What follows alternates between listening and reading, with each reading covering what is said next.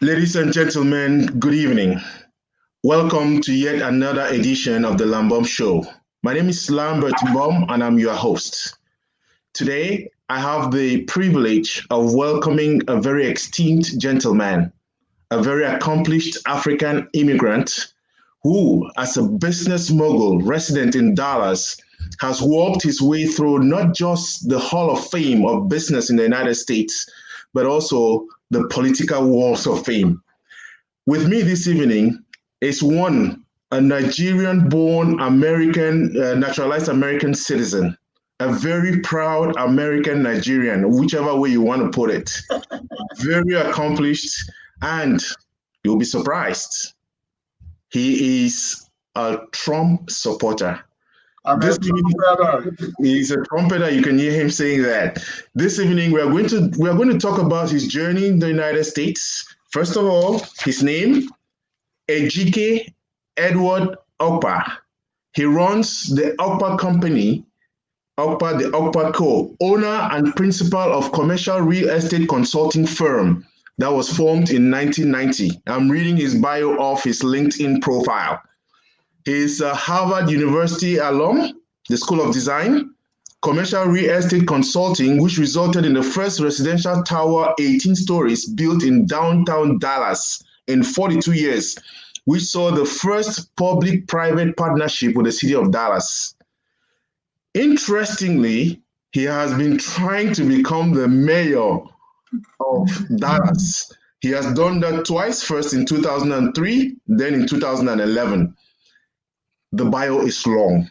He himself is going to tell us who he is. And I want to say, Sir Okpa, I call him Sir. He definitely deserves that title. I want to welcome you. I want to say thank you for accepting to do this. There are very few supporters of President Trump who dare, being African, come to a platform like this. But you were willing to take the challenge. And I say, welcome. Good evening. Tell us a little bit about who you are and how you get where you are. Well, thank you, Lambert. We haven't met, but thank God for technology. We're able to get connected. So when you sent me a request and want to know more, I was like, hey, why not? Everybody has a story. So the thing is, how are you telling your story? Like you said, I was born and raised in Nigeria. My dad was a political figure. My grandfather was. My older sister was the first lady of a state in Nigeria, Gombe, in 1996. So politically, I come from that background. I came to America after college in Nigeria because my father didn't want me to come after high school, which was a very good decision because once I came to America, I was ready. I was mentally prepared. My dad, one of the things my father told me when I was leaving Nigeria is, don't get to America and call me about racism. He said in Nigeria, it's tribalistic. There are people that look like you that are going to hate you and kill you. So if you can't handle it, don't go. And so when I came with that fatherly advice, I was ready. If you don't like me, you do me a favor. I don't like you. That's how I do it. I'm out here to make a living and make a life, and not to be caught up on what sentiments about certain things. We don't have a perfect world. Even when Jesus was here, there were injustices and poverty and diseases and illnesses. So it's based on who the individual is, what it is that disturbs you, and what it is you have control over. I don't get excited about things I have no control over. It was just like this COVID and people dying. Hey, people die. Whether we like it or not, the die circumstances are going to be different. Should we blame anybody? Some people may find comfort in that, but I don't. So that's who I am. I came in. I studied estate management in Nigeria. Which in America is called real estate. And I said, that's what I'm going to do. I said, if I don't get into real estate in 2 years, I came to America, I was going to go back to Nigeria. And I meant it. So in 2 years that I came, I got into real estate. First, I didn't want to become a broker or agent. I wanted to understand the American real estate. So I went into research. So I was able to understand information, how to look them up, how to interpret them, who needs that information, what decisions they make. Interestingly, A buddy of mine, Brian Bergerson, the developer that did the 18-story building downtown under the Spectrum Properties. So he said to me one day, he said, Edward, we're not in real estate business. We're in the information business. And again, it kind of struck with me because it means if you have information, if you know how to act on it, you can actually get ahead or get behind or, know what it is you're doing. So I have information. I know how to research anything in America. I know how to access the county records. I know how to go to state archives. And that has formed a very broad background of who I am. And that's and I have always leveraged myself. All of us are present in America, but the question is, do we have presence? So I try to have presence. I try to be able to show up, to see if I can hear something, because hear something, do something. So that is an interesting takeoff, and I want to focus this first part on us just talking about your journey to where you are currently, isn't it? In terms of being an African immigrant, because you have already touched on three themes that we're going to look at in terms of your support for President Trump. You already talked about, the racism thing. You have talked about COVID, okay, and then you have talked about that information. We are going to get into that, but I mean, you came in, you made up your mind, real estate is what you want to do, and you focused on that. You did not try anything else. So because here's, my dad, in fact, my dad was in real estate. Even though he was a chief, he was in real estate. So as a child, I always said, I didn't want to be like anything else. I wanted to be like my dad. So I said, even from high school, when I finished high school in Nigeria, I had option of either architecture, law, but I said, I want to do real estate. Because my father is the only man in my life that has modeled me, my parents. So I wanted to be like him. I wanted to do whatever he did.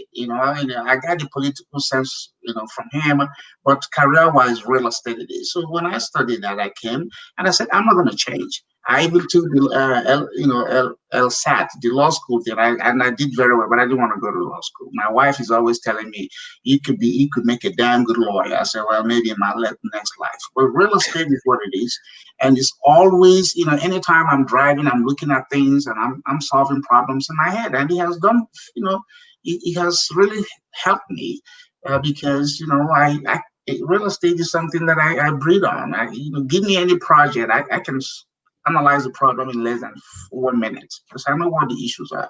So when I came, the first job that I had was a boss boy. You know what a boss boy is? I never knew what that was. Being the son of a chief, yeah, I'm in America, I'm going to wipe table after people eat.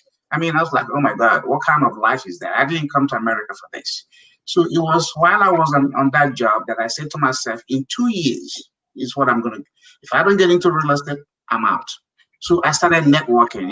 I network, I don't socialize. I'm not a bar guy. I don't go to parties. I don't dance. You don't see me in Nigerian parties with all that stuff they wear. No, I don't do all of that.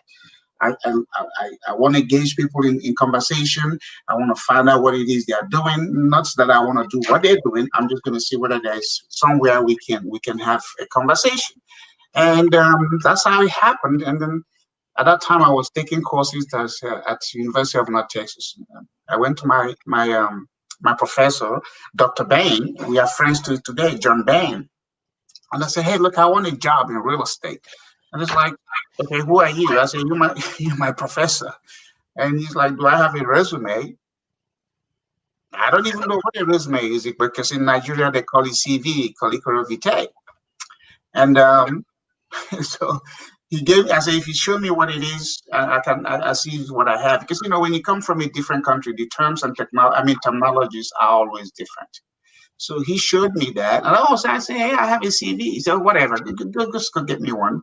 So I gave him one, and then he introduced me. And that's to a company that hired me. And from there, the rest has been, tremendous journey. I ended up working for the Federal Deposit Insurance Corporation in 1988. I was the first and the only Black guy to have been the regional appraisal manager in charge of 8 states under the FDIC Federal Regional Office. I wrote the policy on how to liquidate failed bank assets. I testified, before committees. In fact, in 1989, in less than 3 years or so in America, I was invited to testify in Congress, subcommittee on banking, on how to liquidate failed bank assets. And my boss, Jerry Heaton, who today again is a friend of mine, said, "No, Edward, I'm not sending you to Washington." I wasn't even a citizen at the time. I became a citizen in 1995. So I didn't stop. You know how people say, "Oh, well, let me get my green card, let me get my citizenship." I said, "No, keep doing what you can within the law until all those things happen." So as soon as I hit the ground running in Dallas, I was going. I knew I can do certain things as a citizen, and I said, one day I'm going to become, but I don't wait. And so I have lived in Dallas ever since, in the same zip code. I've only had 2 telephone numbers in my name in 33 years of living in America. So again, you meant one of the things I really wanted to focus on is the distinction between networking and social, because you said you don't do the social thing, you don't do the Nigerian thing. What is it you have against the Nigerian parties and Nigerian? I don't have anything against it. It's just a bunch of noise. You You just get over there and drink, and they talk about their houses in the village, the chief they are. And it's like, I didn't come to America to be a chief. If being a chief is important to me, I'll be back in Nigeria. If Nigerian culture is important to me, I wouldn't have left. So I network. The social part of it, is fine, but I don't see myself, getting in a club and dancing and sweat. I don't do a lot of those things. Just don't challenge. My wife is like, "Damn, you have a boring life." I said, in my head, I'm having fun. Because I'm always having conversation with me, and I enjoy company of conversation, debate. I love to debate, not to make somebody look like they don't know anything, but just to also hear their point of view, and which oftentimes stimulates me. If you're not stimulating me in a conversation, I sleep. I go to sleep. That's why I keep away from a bunch of people. You cannot see me in a crowd. Especially when it's noisy and people are, I like cool environment. So networking for me is just, engaging people, talking. "Hey man, how are you? What are you doing? What's your life? What's your story?" Everybody has a story. And so it's how you tell it and who you tell it that really matters. And that is what has gotten me a lot of mileage. I can tell you how I get to Harvard, how I'm able to do the downtown project, how I'm able to be appointed to various boards and commissions. I've done the FBI Citizens Program. I've done the Dallas Police Citizens Program. And all of these things came because I'm talking with people. And they say, "Hey, I think you'll be good for this." And I say, "Okay, fine." And I go for it and I enjoy it. So when you look at my profile or my resume, it's not about my academic qualifications. I can I can talk about that in one line. But the thing is, after the education, what do I do with my life? What is that actually, makes me have a sense of satisfaction, a sense of goal and determination. And that's what I get from interacting with human beings. That's what I get from my network and not just my social contact. So I think maybe because you came to the US in the 80s is different from people who came in maybe in the 90s and in the 2000s, isn't it? Because now many people have gotten used to seeing, I don't want to use the term seeing African immigrants. And in your days, there were not many of you who were in the US. So it was possible for you to do that kind of networking. But one would imagine that that's not true, because the first Nigerian that was recorded to have come to America, the Ellis Island, was in 1918. 1918. Yes. So we have a continuous presence of Nigerians coming to America. In Dallas has one of the largest, Texas actually has one of the largest population of Nigerians in US. Houston and then Dallas, Austin area, San Antonio, El Paso. So Nigerians are here. And when I came, I was involved, because usually when you come to a new place, you want to identify with people you are familiar with. Right. Because it's to achieve a comfort level. But then when I started seeing, I was like, I didn't come to Nigeria. I didn't come to America for this. That's this thing I said, look, I didn't come to America to be a Nigerian. I came here to be an American. My ancestry and heritage are intact. You know what I mean? I know my father's compound. I know my roots. My kids know my roots. So why am I here to duplicate that? I mean, if my culture of Nigeria is so good, I should never have left. Should you leave the source of water and go to the mouth of water and river? You know, so if the culture was good, I should have stayed on the mouth of it. And I mean, the source of it, not at the mouth of it. So there's no illusion about me. I live a life of illustration. So if I go back to Nigeria today, my father told me, he said, look, you go to America, get involved, get engaged, and then pick up stuff. And then when I decide to come back, then drop the things that I know is not going to work and pick up the things that I know. Because, life has to be about improving. You're not just stuck on some kind of culture, tradition, that at the end of the day, what's the collateral value of wearing a red cap in America? Who are you going to impress? No, really. I mean, if the culture is so good, let other people jump into it, and not you amongst yourself. Even Igbos don't wear clothes like Yoruba. Yoruba don't wear. So even Nigerian culture doesn't even cross tribe lines. So why am I here trying to impress who? I should impress people by performance. I should impress people by being part of the community I have lived in, being involved and engaged, and not to remind them. You go to Nigerian party, they don't have like some people have, cane and chief and in a costume. I mean, geez, okay. If you feel good about that, wear it to your office. Go to work with your cap. No, but again, I mean, I'm laughing about it, but again, I think it's also a good thing to showcase your culture, isn't it? There's no problem with you showcasing your culture. I don't think there's anything. Look, if everybody that came to America had behaved like the Africans, we wouldn't have an America we have today. There are people from Germany, there are people from China. America is the most tribalistic country in the world. But you know what? A point comes to where they say, I'm not coming here to be a Chinese. I'm not coming here to be an Irishman, even though I have that identity. But what is the American thing? So you have to emerge. You have to emerge. So, I mean, when people see my name, immediately they can tell me, I mean, I'm black guy, but Jew, okay, they can immediately identify with me. So the culture that I want to promote is the culture that has value in exchange, not the culture that is just for me. So, I mean, again, can you break that down when you say the culture has to have value in exchange? I mean, as a student of economics, there's intrinsic value and the value in exchange. So if somebody wants this shirt I'm wearing, that's an exchange. Hey, I like that. But if I'm wearing it just for me, just to feel good, it's intrinsic to me. So what I'm saying, just like you look at the Mexican food, you look at Chinese food, African, all this stuff. People want to buy into your culture based on what it is they can be comfortable with. A lot of Americans are not going to be comfortable dressing the way we do.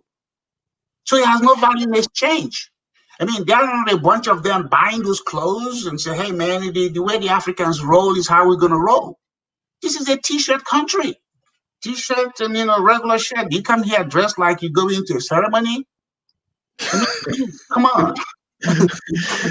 Okay, again, let me focus on the networking part. You have accomplished a lot, isn't it? We'll drill down into that. But then you don't engage in the Nigerian community. So if people wanted to Nigerians, Africans wanted to network with you, I mean, I'm just lucky that I'm doing this network because I found a press release from Exim Bank that was talking about the Sub-Saharan African Committee, consultants, and your name was on it, and I was fascinated by that. Isn't it? I'm the first native African appointed to that committee.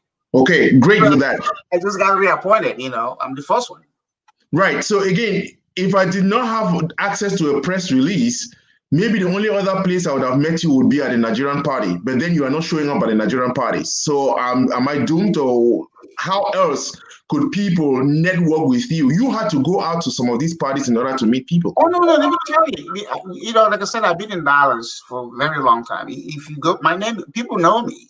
People know Okpa. Okay, I've done the Nigerian community stuff. I've done my village, people's thing. I've done my state people. I've done in our National Association of Nigerians. But I ask myself, there's nothing there refreshing me. There's nothing there challenging me. It's just the typical, I'm a chief, I'm a doctor, I'm a professor. Address me by those titles. And if you don't do that, all of a sudden somebody thinks you don't like them. But there's no exchange of information. Nobody's encouraging somebody and saying, hey, what business are you in? What business do you want to get into? What are we doing? We don't do that. And so for me, it's like, you know what? I can't change it. I'm just going to get out of it. So I pulled out of it. I have my Nigerian friends. I go to Nigerian weddings if I'm invited, but I ain't just going to show up just because it's a Nigerian party. No. Friends I have know me, and the friends I don't have, I don't know them. They don't know me. I don't care about that. So people know about me, from information they see in the public arena, and I ride bicycle.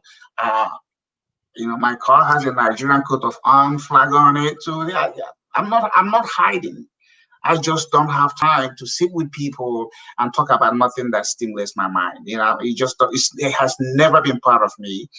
When I was in Nigeria, my father would tell you, I only had to have conversation. My dad was the guy I like to have conversation with. I'm not with a bunch of people. I don't go to bars. I don't drink.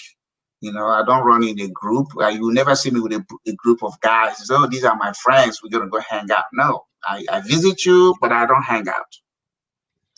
Great. I love the subtle distinctions you are making. Again, you just did one about networking, not doing the socials, isn't it? You just do not maybe visiting, not just hanging out. Okay. Now let's go back to the trajectory of work. You came in 1987.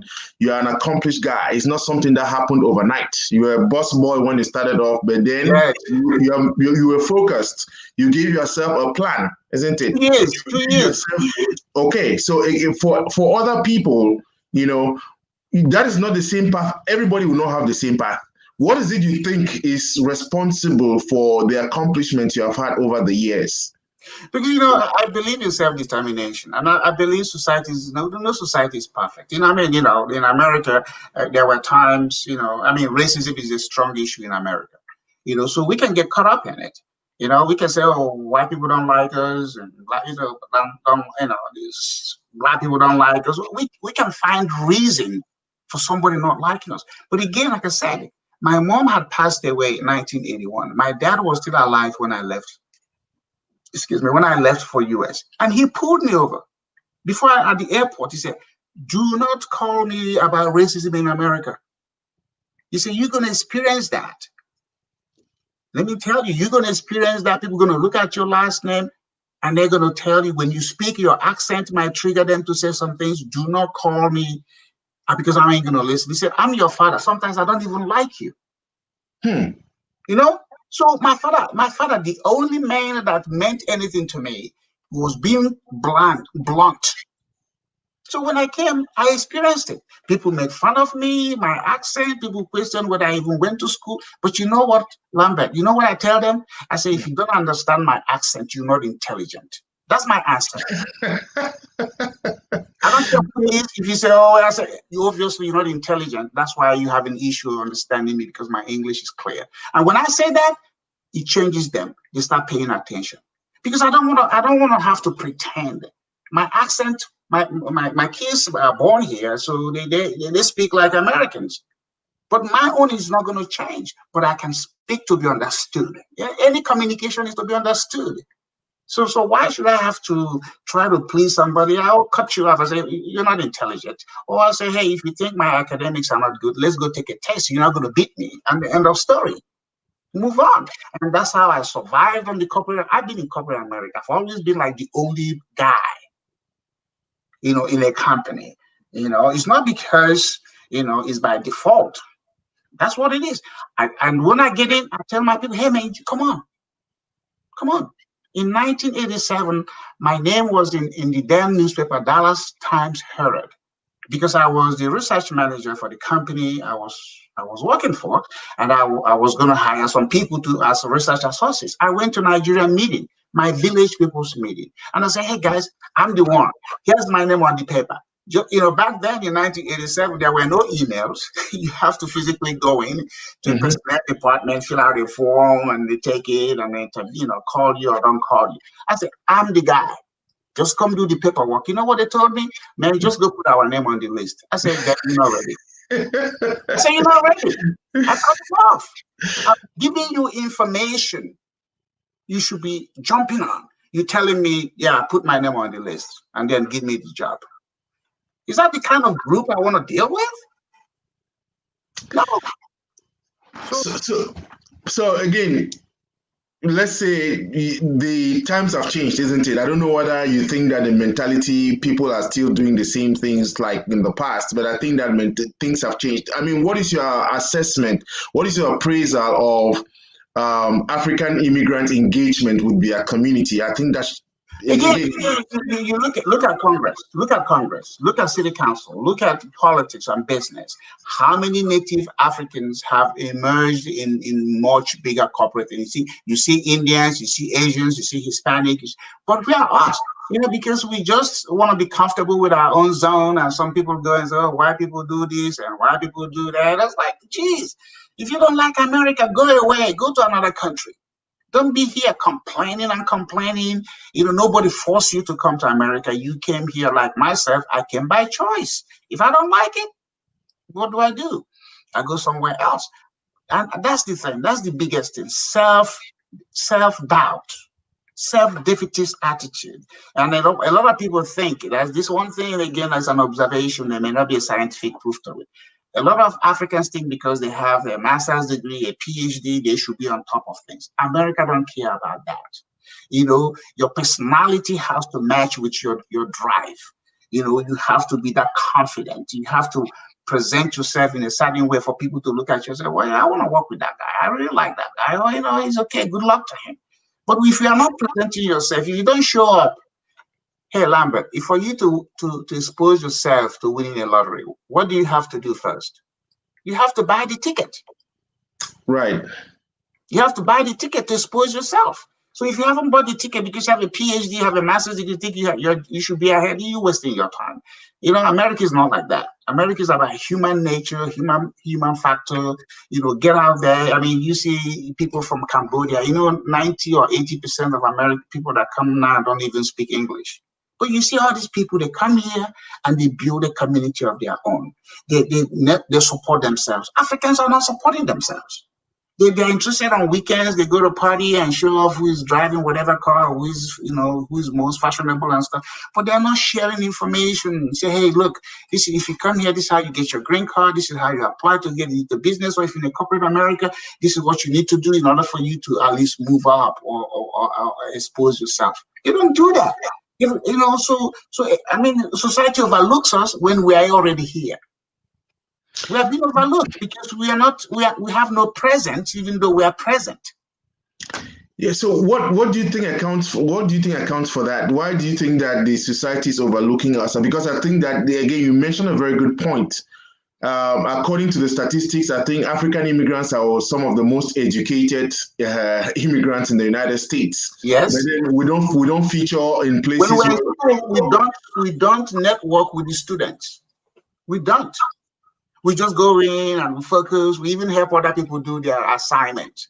But we don't network with them. There is no American who is the CEO of a company that has not gone to school with an African. But we didn't network with them. Instead, we wanted to show, because I'm going to be the first of my class, I'm going to be ahead. It doesn't work that way. First of all, you are new here. Your father is not invested in that company. So your academic ABCD 1+1 ability to do all that doesn't really matter. They can hire you. You'll be part of the engine that runs the Ferrari, but you are not the Ferrari they want to see. So because you have not networked. I mean, there's no American today alive that will say they have not gone to school with an African in that classroom. But we didn't become friends with them. Let me tell you, Brian Bergerson and I met in 1987. We've been friends for 34 years. He was the best man in my wedding. But you know what? We started from the first day we met, we became friends. Anytime he wants to do something, he calls me. Anytime I want to do something, when I ran for mayor, he gave me the most money. He's a white guy. He didn't ask me, hey, who's going to vote for you? Are you going to win? Hey, man, don't do that. You know what he said to me? He said, Yeah. Edward, we're going to take over this town. That's what he said to me. But Nigerians were like, hey, man, don't run. Why are you wasting your time? Why don't you go to Nigeria and run for office? And I was like, you guys are dumb. Yes, I didn't win, but I didn't lose anything. Right. So again, I want to use your example because I think the emphasis is on two things: networking and information sharing, isn't it? Yes. Now, just walk me through the example you just gave. Okay. So you have said something great here. People go to school, they are great in class, but they do not network with their classmates. And the classmates come out and they are running companies. You are And they don't running. remember them. They don't, because there was nothing to remember them about. Look, social skills in America are very important. Africans don't have social skills. They don't know how to tell soft stories. If you interact with me, I'm a storyteller. I will share I will tell you, since when I came to America, I didn't understand what it meant. I mean, okay, I was raised a Catholic, okay? So, and America is, you have this phrase, America is God's own country. So here I am, I'm saying, okay, if America is God's own country, Jesus must be present here. So I come to America, I landed at the airport, I see a Hispanic guy whose name is spelled Jusu, which Hispanic people will say Jesus. Man, I hugged the guy, I said, Jesus, I finally found you. And, and he was like, no, no, no. I was like, you Jesus, because back in Africa, we were not wearing name tags. So I see somebody's name who I mean, I didn't know the difference between white and Hispanic people, they white. So yeah, I see somebody with a name Jusu, and then man, I was like, I finally met Jesus in America. And he's like, no, I'm Jesus. So I use that story, people laugh, it's soft skill. You have to make fun of yourself because you're in a new country, and as you keep going, you keep to understand. There's so many other things that people's like, man, Edward, you crazy. And they walk away remembering that story, and then they call me, man, what again do you say you do? And I say, I'm in real estate. Oh, maybe we can use it. I say, perfect. But I didn't say, oh, MBA, master's degree, or this and that. They don't care about that. They really don't care. People will remember you for your human nature more than your academic qualification. And that is a great point there in terms of remembering us for human nature. And I think, again, we had another great instance there of humanizing oneself, isn't it? Is most of us, it seems as if we come from the shy part. We don't want to come around. I mean, maybe we don't come around or come across as being pompous, but at the same time, I mean, if you go to a party with friends, white and all that, how do you just walk up and start telling a story about? No, but you gotta meet people. You see, there was you used there. You said pompous. Americans love to talk. There is no other country in the world that talks like Americans. In fact, there was this the sister of Governor Perry. Because I know the governor, I've known him when he was lieutenant governor to governor. So she and I met one day. When she met me, she said, "What's your story?" She didn't ask me my name, and she said, "What's your story?" And I was like, "Okay." And I started talking. We've been friends. She has referred me. I mean, she was the one that introduced me to her brother who was the governor. She said, I mean, just myself, what's my story? And I'll tell them, hey, my father was a chief. I mean, nobody's ever asked me, Edward, what's your education? Nobody's ever asked me that. They let what I do and how I conduct myself tell them whether I'm educated or not educated. Nobody's ever, because the last time I worked for anybody was 1990, so I've never had to submit my resume for employment. But no, nobody's ever asked me, okay, where you get your bachelor's, where you get your this or that. They don't care. The people I deal with, they want to see the human aspect of me. Can I solve a problem? Can I be part of a team? What value am I bringing to the table? So the African, when you start to think about what you do, most Africans think you are showing off, you are pompous, because most Africans are not very confident. And you remember, we're coming from a culture where your father tells you what to do, your community expects you to do certain things. So who are you to start talking, and saying something? But my father encouraged me. My biggest supporter in life was my father, who, when I was 6, 7 years old, encouraged me to debate him, to ask him questions. So I always looked to go talk with my father. Because each time I say something, he will say something. He says something, he asks me to say something. So I get comfortable. I mean, here, back then, a chief in Nigeria was like a lord. So here I am, learning to deal with my father, who is a lord. And so I come to America. Anybody is a fair game for me. The president, I've met all of them, from Jimmy Carter to George Bush Sr. to Bush to all this. I'm comfortable with them. And when I meet them, I always say something to them that makes them remember me. So that's, I think, a great lesson for us. And again, if you were, let's say, again, just for the sake of repetition, just advising African immigrants listening to you who want to enjoy the same kind of, call it, popularity amongst others, what are two things you would advise? Be confident. Okay. Share stories about you.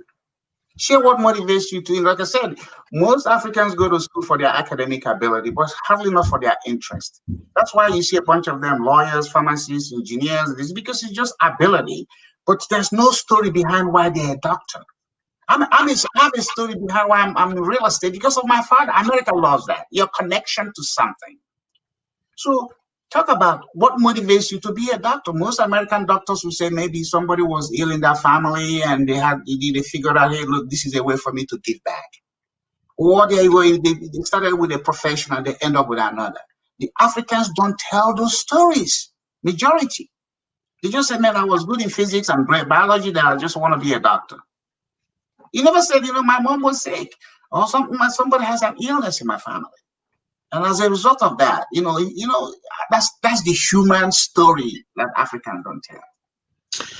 They want to shoot about their, 4.5. They graduated on top of their class. And I mean, anybody can sit in a classroom, memorize tests, and graduate. But the point is, where's your human aspect?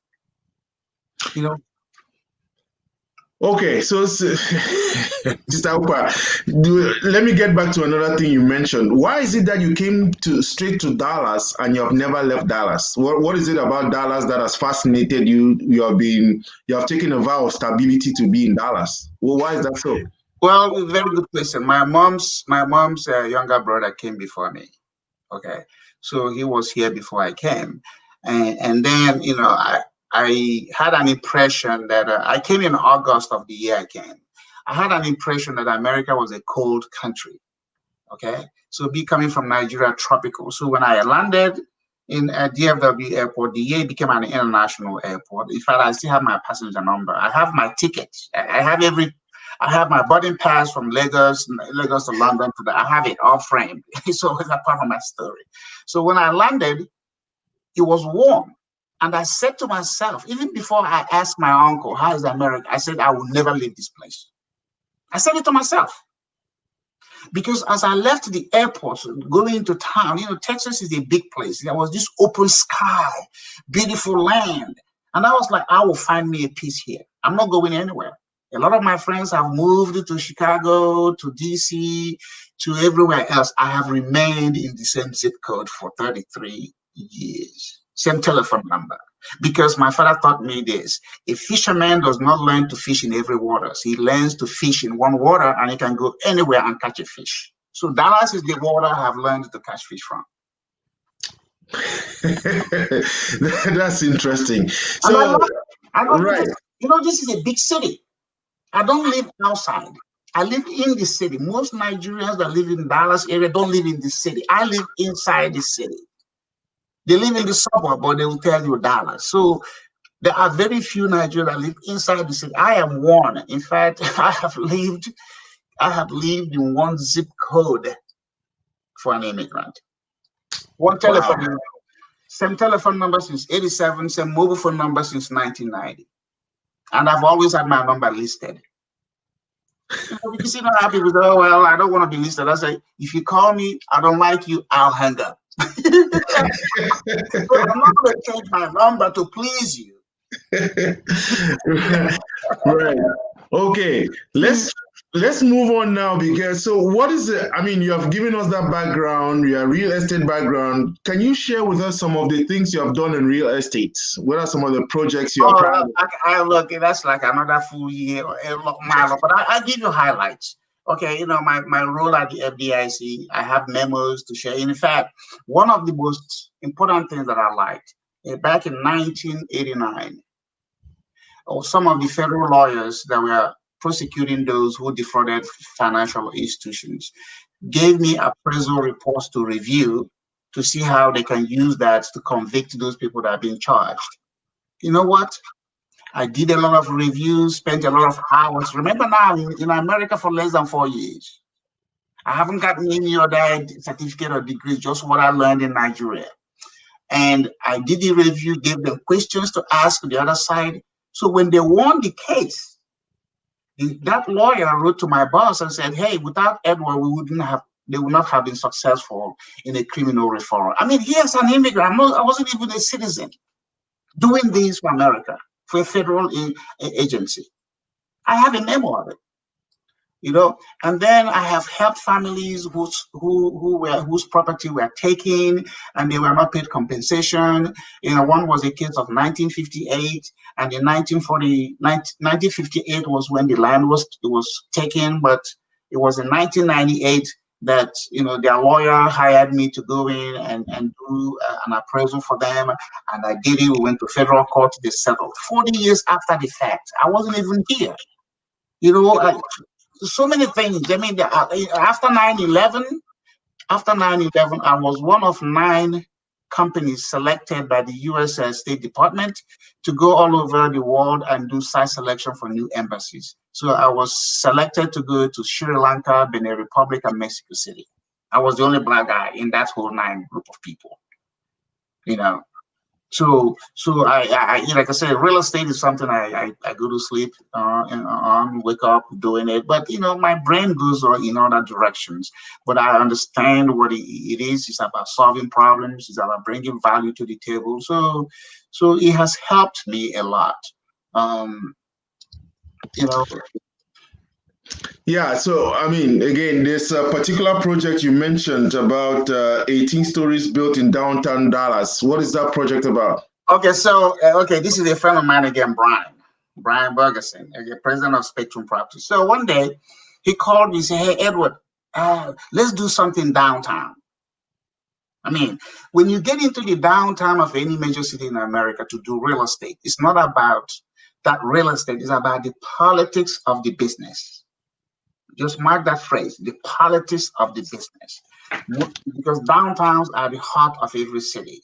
So the developers that go in there, have to be able to deal with City Hall, the public perception of things. So my friend, again, he just called me one day and said, "Hey, Edward, we got to do something downtown." I said, "Man, you have never done anything down." He said, "Okay, just go find us something. Let's do it." So I went on a site selection. There was a building that I selected. I did initial analysis to see where we should make an offer.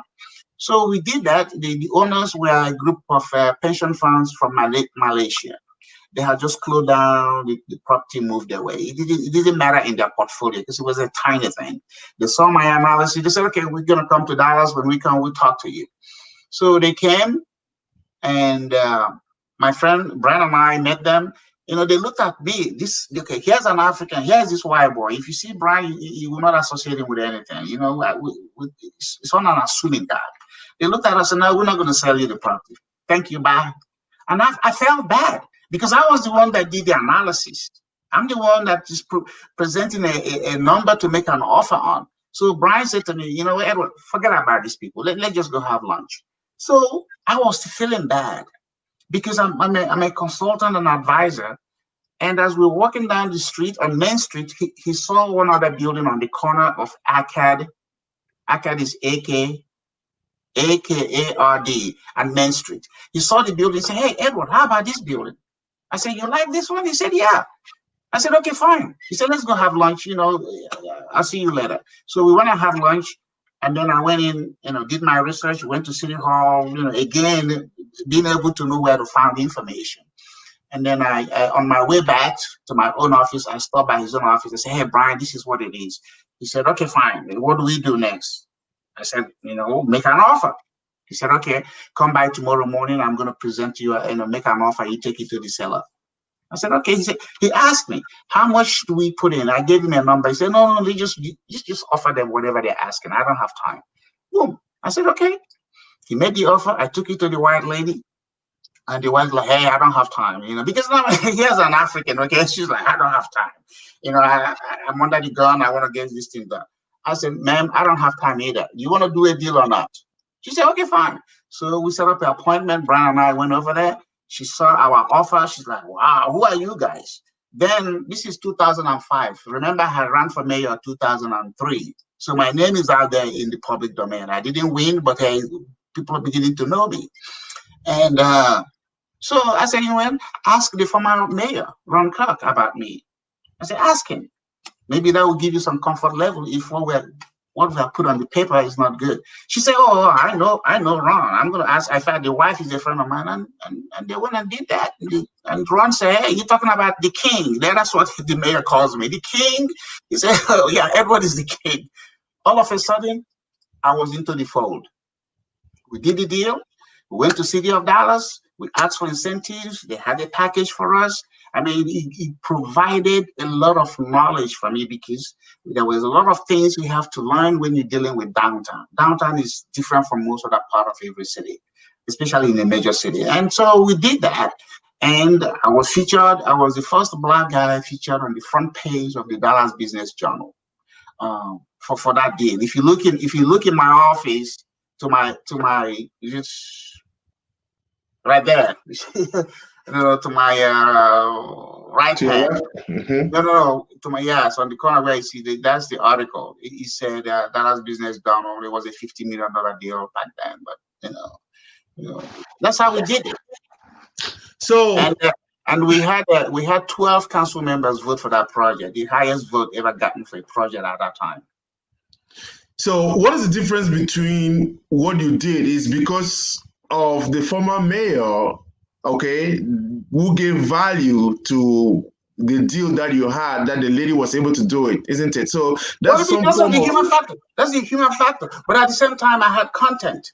They were trying to verify me because they didn't know me. So I said, "Hey, here's somebody I know," because I had gone to South Africa with the mayor in 1996. I was among his trade delegation when he became mayor. The first official trip, I was the only native African. Remember, I became a citizen in 1995. By January of 1996, I was traveling with the mayor of Dallas worldwide. I mean, how do you validate credibility? That's another way of networking. So when it became necessary, I said, "Oh, no, ask him." In fact, when I applied to Harvard, he was one of the people that wrote my recommendation. So when I went for my orientation, the head of the department in the design school, he said, "Oh, as soon as we saw the recommendation from the mayor, we approved the application." I was like, "Oh, I like that." So again, I think you condemn this kind of thing happening in Africa, wouldn't you? If this, because I knew the president of Nigeria, I should be able to get deals rather than go through a real. No. Remember, I already have more than the minimum requirement. They didn't know who I am. So it was more like a reference. Okay. I didn't go to the mayor to call the lady for me. I already gave the lady everything she needed. And she's like, "I don't know you." I said, "Well, check with this person who knows me." Okay. And then when I applied to Harvard, I already had the requirement, but it was a competitive application. And they said, "We need 3 letters of recommendation." I'm not going to go ask a doorman to write me a letter of recommendation. I mean, I'm going to go to somebody. So again, but if the mayor didn't know me or didn't like me, he wasn't going to recommend me. So, but my thing is, do your part first. My mom taught me that. My mom said, "I'm going to give you 50% points. Before I can give up 1 point on my own, you're going to earn it. Because if I give you 1 point, I'm down to 49, you 51. So I always learn to do for me until I get to a point where people say, "Who are you?" I say, "Well, call Obasanjo. I know him." Or call this person. I make a reference. I pulled up. But when you look at my application, it's tight. Right. So again, in both contexts, the concept of godfatherhood stands. It's just that the other one may not be qualified for it. In this case, you have actually done your part. It's just that that's the difference. I will right. not go to anybody. I will not go to anybody to give me a contract if I'm not qualified to do the job. I have never asked any political person I know for favors, because that's why I'm independent. Because if I go to them and say, "Oh, can you help me get a contract?" Okay, fine. They help me get a contract, and then they want me to do something, and I said, "No, I'm in trouble." So I don't. I do my part. I present myself, and then if it comes to where I say, references, like on a job, references, I'll give references. Right. So let's transition to this political part. What inspired you to want to become mayor? And you lost the first vote in 2003. Oh, and yeah. then you I tried didn't again. win. Remember, the only time you lose an election is if you're already in office and you run for the election, you don't win. So I never lost. I just didn't win. So let's make that difference. Okay. Okay. I hope that's good. But tell us what inspired you to want to Let me be. tell you what inspired me. Okay, so 1995, I never wanted to be an American citizen. Okay, because I came from a good background. I mean, that's like, what do I need the citizenship for? But then, I said, I'm gonna get. My father had always said, you got to get involved. And then I found out for me to be involved, I have to be a citizen. The only thing that is not available to me in America is to be president, because I wasn't born here. That's fine. But every other thing is available to me. So for me to achieve these other things that are available to me, or even try them, I have to be a citizen, not a green card holder. So I decided to apply for citizenship. So there were three things that motivated me. I said, first, if I become a citizen, I'm going to run for office one day, so that I can test my citizenship. I didn't say I'm going to win. I said I'm going to become a candidate. Secondly, I'll be able to call the president of America if there's a war between Nigeria and America, because, when you take the oath of citizenship, he said, hey, you can fight on behalf of America. And I said, I have families on both sides. I don't know who I'm going to be shooting. So I'm going to make sure there's no war. So our politics is going to get me that access. And then at the same time, those two things, I'm ready to go. So I became a citizen, and one day I said, I'm going to run for office. I went in and looked into what it takes to run. I filed my petition to run, because that's what they call it. You have to file a petition with the secretary of the city to get on the ballot to run for city council election. When I did that, they denied my petition. They said, oh, I wasn't qualified. I didn't meet the requirements. And that's like, I read this thing. I know what it is to meet the requirement. And you know what, Lambert, I sued the city. I sued them right away. And I won. I sued them, and they put me on the ballot, because I said, if I didn't do it, I go away. They was like, look at him. Even Nigerians were already saying, oh, I told you he's not serious. He's a 419 guy. So you guys don't know me. I hired a lawyer, and I sued the city of Dallas, and the court ruled in my favor, and they put me back on the ballot. It's all in the newspaper. You don't push me away. I'm not a guy you can roll over on. No, if you push, I push. I push back. And I learned that my dad was a chief. If I send you the profile of my dad, he stood up to the colonial masters. He did things for his part of Nigeria, and he did it based on public service, not because of political interest. Public service. There's a difference. I'm about public service. I'm not a politician. So right. So you tried in 2003. You did not win. Okay, even though you did not lose. Yeah. Then you had to come back again in 2011. What was the motivation then in 2011? Look, how many times did Abraham Lincoln run for president of America? How many times did so many people run and stuff? Just even your professional exam. Some people, before they become a lawyer, they try the bar exam so many times, or CPA or an engineer. Failure or not making it the first time is not a deterrent for me. I love my city. And that's why I say I want to serve it in that capacity. Right. So do you think that because you ran for mayor, that is what, because you mentioned you have met every president of the United States, am I right? Every president since, okay. Yes. So is that because of the political connections you have in Dallas? No, because I'm self-employed. I can afford to write a check and go anywhere I want.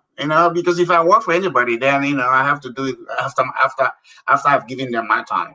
So if I decide to go to Washington D.C. now, I've gone to Washington D.C. for dinner. I just write a check and I'm getting the plane and go. So, but I have the political interest, so and I can afford to do it. So there's a difference. A lot of people just go to work 8 to 5. What time are you going to have to go get involved in the community? By the time you get home by 6, you're worn out. So, so for me, apart from the interest, I have the resources to achieve what I want. I give money to politicians. I donate money to candidates. I don't know whether you read the article in Washington Post, about me and President, Trump. Some people are, oh, why did you give him money? I said, why not? I mean, I gave money to Obama. I met Obama. I had dinner with Obama because I supported his candidacy for the historic reasons, not because I believed in what he did, but because there's opportunity for somebody other than a pure white man to be there, and I supported him, and I'm proud of it. I have an autograph picture from him. So many other correspondents, but that's it. I'm not a Democrat. I don't like the donkey. I like the elephant. Yeah, let's transition to that part in this last segment that we have. I wanted to talk about your political affiliations because part of the thing that was exciting in a certain sense is the fact that you don't hide the fact you are going to vote for President Trump and you are a Trump supporter. And that is kind of interesting as an African, isn't it? I mean, I say this because most Africans think that President Trump does not have the interest of Africans at heart, African immigrants. And so to find an African like you who has been here since 1987 supporting Trump is kind of a little worrisome. Why are you supporting President Trump? Why should you worrisome? I mean, why should Africans, be Democrats and have all their eggs in one basket? The Africans are saying, "Oh, President Trump has not their interests at heart." Do Africans have their own interests at heart? Before somebody could love your home, you have to take care of your home. Africans destroy their home. Why are they looking for Trump to come do anything for them they haven't been able to do for themselves? I mean, that's not my politics. My politics is this is a man who doesn't have the typical politician's lifestyle. He came in here, he has a job to do, and he's doing it the way I like. He's my kind of guy. He's unapologetic. I'm not an apologizing guy. If I tell you, Lambert, to go to hell, I'm ready to buy you the ticket because I meant it. So I think when people have self-doubt and they're caught up on minutiae and emotional. Africans are very emotional people. I mean, look at Nigeria, the most populous black nation in the world. What is there? They have no sewer system. No president of Nigeria since 1960, apart from the prime minister, has actually spoken to the heart of Nigerians. Nigerians have more degrees and colleges than any other African country, but go over there. It's a depressing country. No roads, no light. Lambert, do you know when power plant was built in Nigeria? 1896. 1896. 124 years ago. Nigeria had electricity 64 years before independence. America had electricity 106 years after independence. And Nigeria, with 124 years, is not able to produce power. And they're going to go around blaming British people and Americans for not doing something for them. They are messing up their own country. That's what the Africans do. They have become these victim people. Everybody has victimized them. But you have gone to the same school everybody has gone to. If you learned electrical engineering from Harvard, it's the same thing like University of Nigeria. So how come you are not using it to do something for yourself? You're looking for Trump to come do what for you? Trump don't owe you anything. Trump interest should be for America, except there's a significant interest in another country. And then, if you don't like it, engage him. How many people are able to sit in front of him? I have met Trump 4 times. I've been to the White House. Every year he's been in office. I've had dinner with him in Dallas. I met him. I've asked him questions. But I'm not asking him questions to do for me. I'm asking questions, Mr. President, what can I do to assist you do what you're doing? I can tell you my name is on a list for an appointment. I'm not going to discuss that. But the point is, don't go asking people to do for you what you're not able to do for yourself. That's the problem with the black race. They haven't been able to move any black country to the A level. Instead, they are there crying, oh, the Frenchmen don't let us do for the Africans who speak French, and the English people don't let us do. This is more than how many years of independence? You know the phrase, Lambert, a fool at 40 is a fool forever? Nigeria is 60 years old. It's past that mark of 40. And you're there blaming people? So again, I like to push back on a couple of points. One is the fact that when you're dealing with the president of a country, it is different from dealing with regular people, isn't it? So again, I like the fact that Trump says it as it is, but then there are policies that are put in place by the president that affect a certain group of people. Well, I mean, the president's highest policy is going to be an executive order. He doesn't make the law. But if you have your people, just like the woman from Minnesota who is from Somalia, American taxpayers supported your family to come here, and you happen to be, the first somebody from your family to be in Congress. Instead of you seeking ways to make things, you're now like, hey, I know America, I know Somalia. To do something, you have spent your time attacking America that fed you, America that has given you the life. No, there's a politics that you have to play.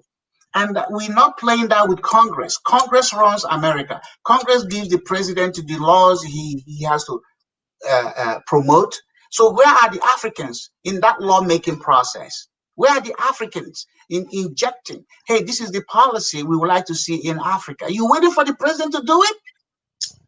So again, executive power has to, there are things that are reserved for the president, isn't it? Let's focus on one. Let's take one. Just take the immigration issue, isn't it? Yes. Look at the number of travel bans.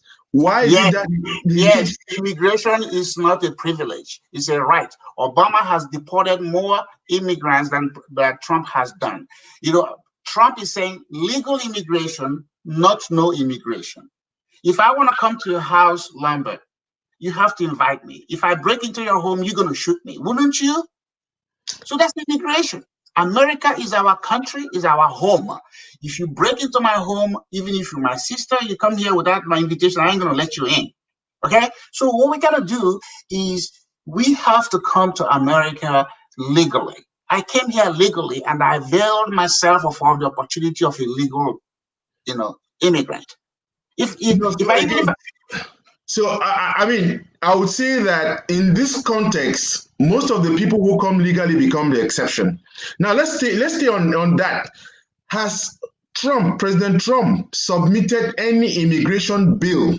Has he done anything to move the immigration? Yes, he has. Remember, the president again has to walk off what the Congress is giving him. So immigration has been a touchy subject for America. The last time we had amnesty was during Reagan. It has not. Every president has come in and danced with it and don't touch it and move away. Trump is saying nobody should die coming to America. Come here legally. I was denied visa to America 2 times. I got it the second time. I could have changed my name and come in here. As my father said, don't do that. I came in legally. Okay? Take time to do something right, and the benefit will be huge. You do it illegally, like people who come in here and they hide it. If you are hiding in America, that's your business. I don't hide. So immigration is not a right, it's a privilege. And every country has the right. The Africans that are asking to be led into America, you go to Nigeria. The Muslims are attacking the Christians. The Christians are attacking themselves. Why are you not talking to Buhari? Paul Biya in Cameroon. Cameroon has only had 2 presidents in their life. How is he doing in Cameroon? Is every Cameroonian happy? This is a man who looks like you. Why are you not engaging him? And then you're going to blame Trump? Yes, so the problem, if you want us to use the example of Paul Biya, if the Cameroonians had to face Paul Biya just as Paul Biya will be gone.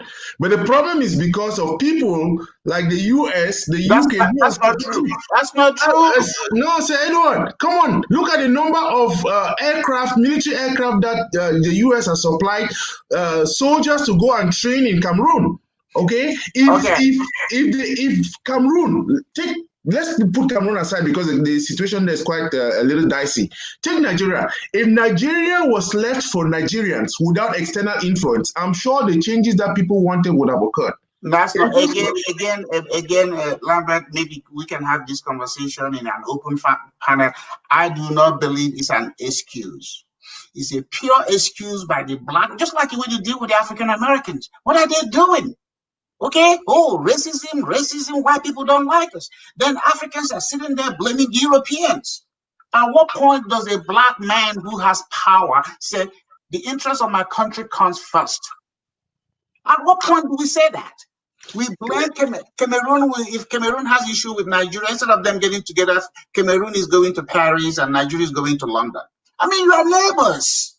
For goodness sakes, you can't sit down and solve your problem. America is not the reason Africa is dysfunctional. Africa is dysfunctional because of the African leaders we have had. And if people in every country blame outsiders, I just look at them as victims. It's an excuse. Because you know what?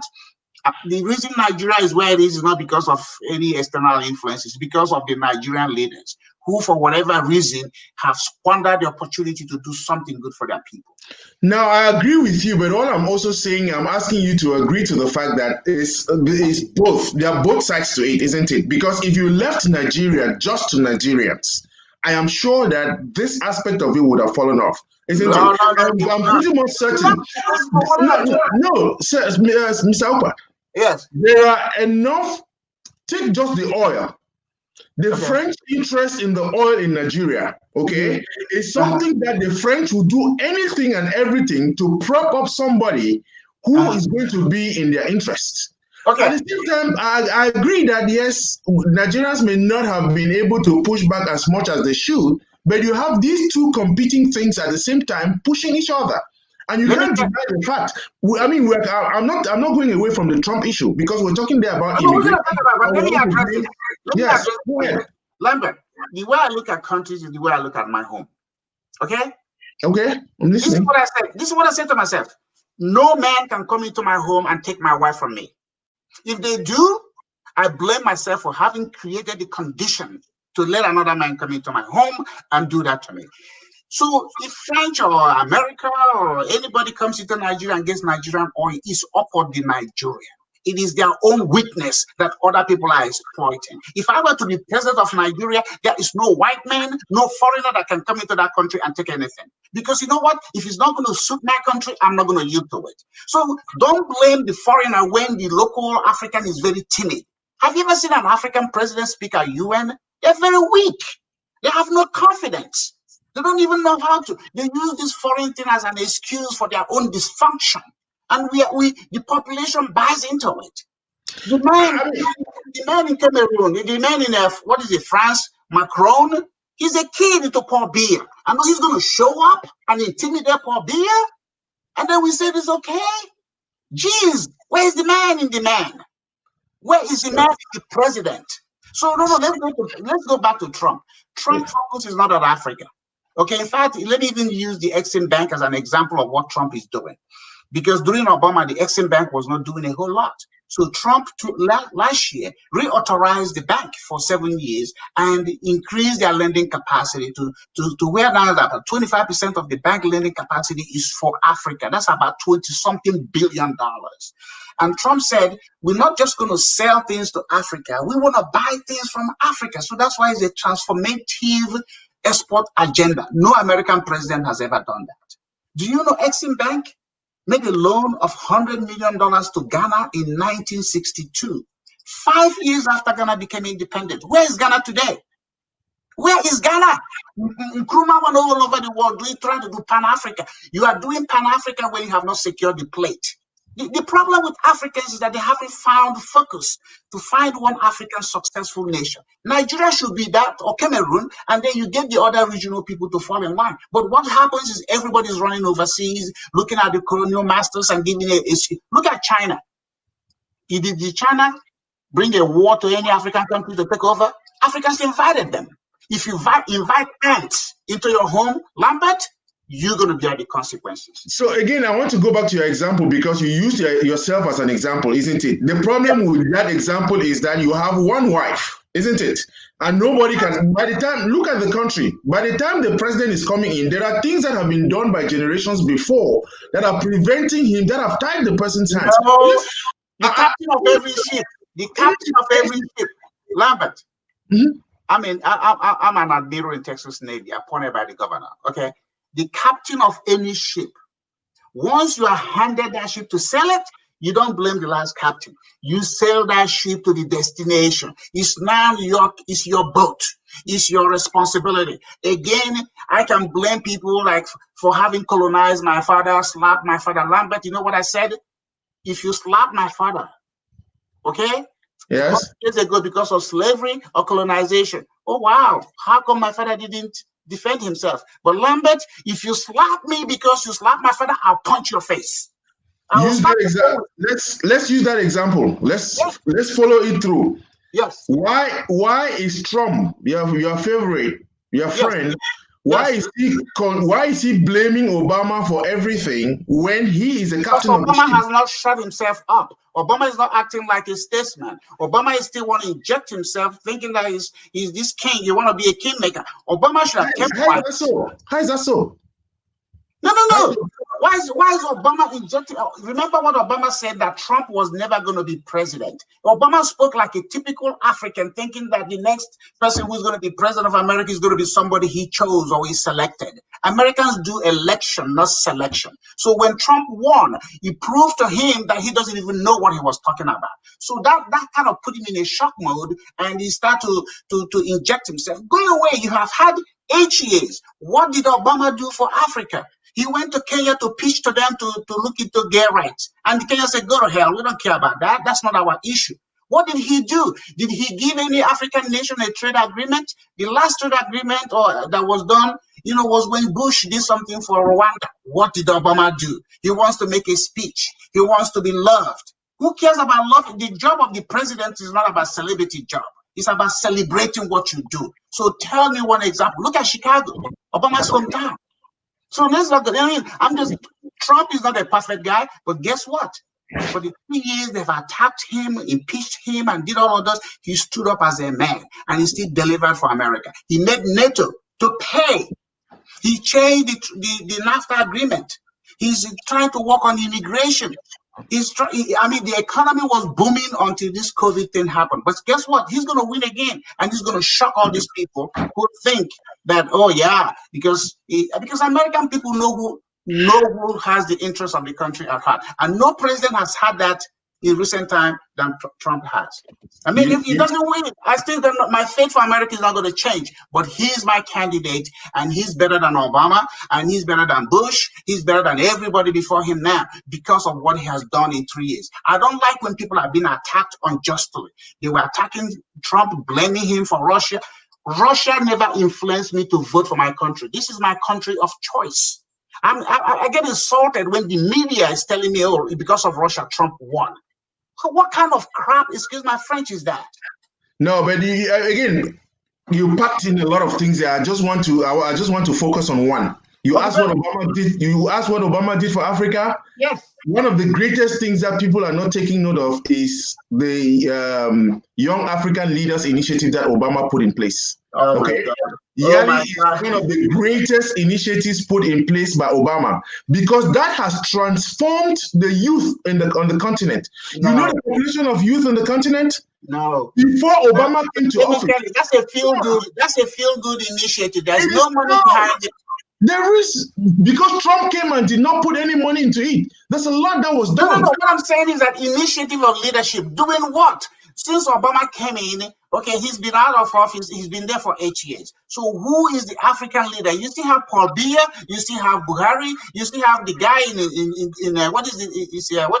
In Ghana. A whole bunch of these people are boys in their 70s. They run out of steam. They're just coasting. What I'm saying is that We don't need all of that feel-good foreign thing. We need investment. We need for Africans to look at their currency. Africa has some of the world's biggest unconvertible currencies. 54 African countries have different currencies. You cannot survive as a region. Africans don't trade amongst themselves. There are no roads between Cameroon and Nigeria. If I were to do that, cross River State, which is the boundary of Nigeria, it would take me forever. So Africans should solve their own internal problems and forget all this. What is England doing for us? What is America doing for us? Come on, America have issues. I mean, you live in America. We have homeless issues. We have some part of America that looks like third world country. And you think if I was president of America, I will not be doing anything for any country who's not in alignment with me. The black race should quit this idea of racism, Europeans, China. Well, look at China. Look at China. China is a sea country. Lambert, do you know if China were to be an African country, you know where it will fall in the money ranking? China will be number 13. India will be number 33. India and China are C countries. When we were in school, you don't copy from a C student because you end up with a C minus. We should be copying from a country that is A. China has nothing to do for Africa except to bribe their way into Africa, and then they stick Africa with quality projects, and Africans are not able to tell you, get away from here. Lambert, my home is my country. No man can come into my home and change the way I treat my family. I don't care who they are. And that's the attitude. If I were to be president of another country, you come there to negotiate. If your negotiation is not going to benefit my country, I tell you, go away. Because what's the classroom? Wait, is it Oxford University? The former Kenyan president, Kibaki, made first class from London School of Economics. Look at how he turned out. Look at the mess Kenya is in. Kenya is one African country since independence. They have never had a war. But look at the mess over there in Kenya. Then you go over to Cameroon, 2 presidents in their life. And you guys have gone to school, you have learned everything everybody's learned. Look at Mugabe. Mugabe in 1996, the Zim dollar was exchanging at 10-1. When he left office, that currency has been wiped. And then we're blaming the foreign people? And we have degrees? I don't think that the argument against Trump is based on his policies towards Africa. I don't make that argument. I am making an argument about Trump based on his relationship with African immigrants in the United States. I don't care. What I'm saying is that you happen to be somebody who walked his way through. I think I would say 0.001% of African immigrants, and because, like you said it, you did your network, you have established yourself, and you're able to do that. I mean, with good credit, you have worked with Obama, you have worked with Trump, you have worked with Bush and all that. So you have worked with both Republicans and Democrats. But what we are saying is, deep down, okay, Trump, as a president, has not put in place policies that would enhance the lives of African Americans and African immigrants like myself. No. Trump has done more. Let's even look at the historically black colleges. Okay, let's look at what Obama did for historically black colleges and what Trump did. Let me even tell you, come next month, I will send you a link. Come next month, all the historically black colleges are now going to have a dialogue with our African universities to create this exchange and faculty state. Trump is doing it. Okay? Trump is no. Like I said, there are no angels. Lambert, mark this phrase. There are no angels in politics. Just well, okay. Right. So what I'm saying is that Africans to come here and think, what do they want Trump to do? When I was coming to America, I wasn't thinking of any president. I was thinking of coming here to be an American. And being an American means I have to emerge, invest, and participate in my community. So no president is the reason why I'm successful. No. Again, let's stay with your example. You were able to come here because the president at the time put in place a policy that allowed you even to come through successfully. You know that 1918 was even, 1918 in America, Nigeria came. Zeke, you have heard of Zeke, who was the first Nigerian president. He came in 1923. So what was America in 1923? My father-in-law came in the 50s. He got his master's degree from Berkeley and then Michigan. In the 50s, when civil rights, you see, No. Again, you are quoting instances of people. All I'm saying is, yes, It is the president's policies that allow that. But look at how many travel bans has Trump. No. It was the congressional policies, not the president. The No, president does no, not no, no, no. control. Again, No. well, if the Congress can, please, no, Congress can pass anything.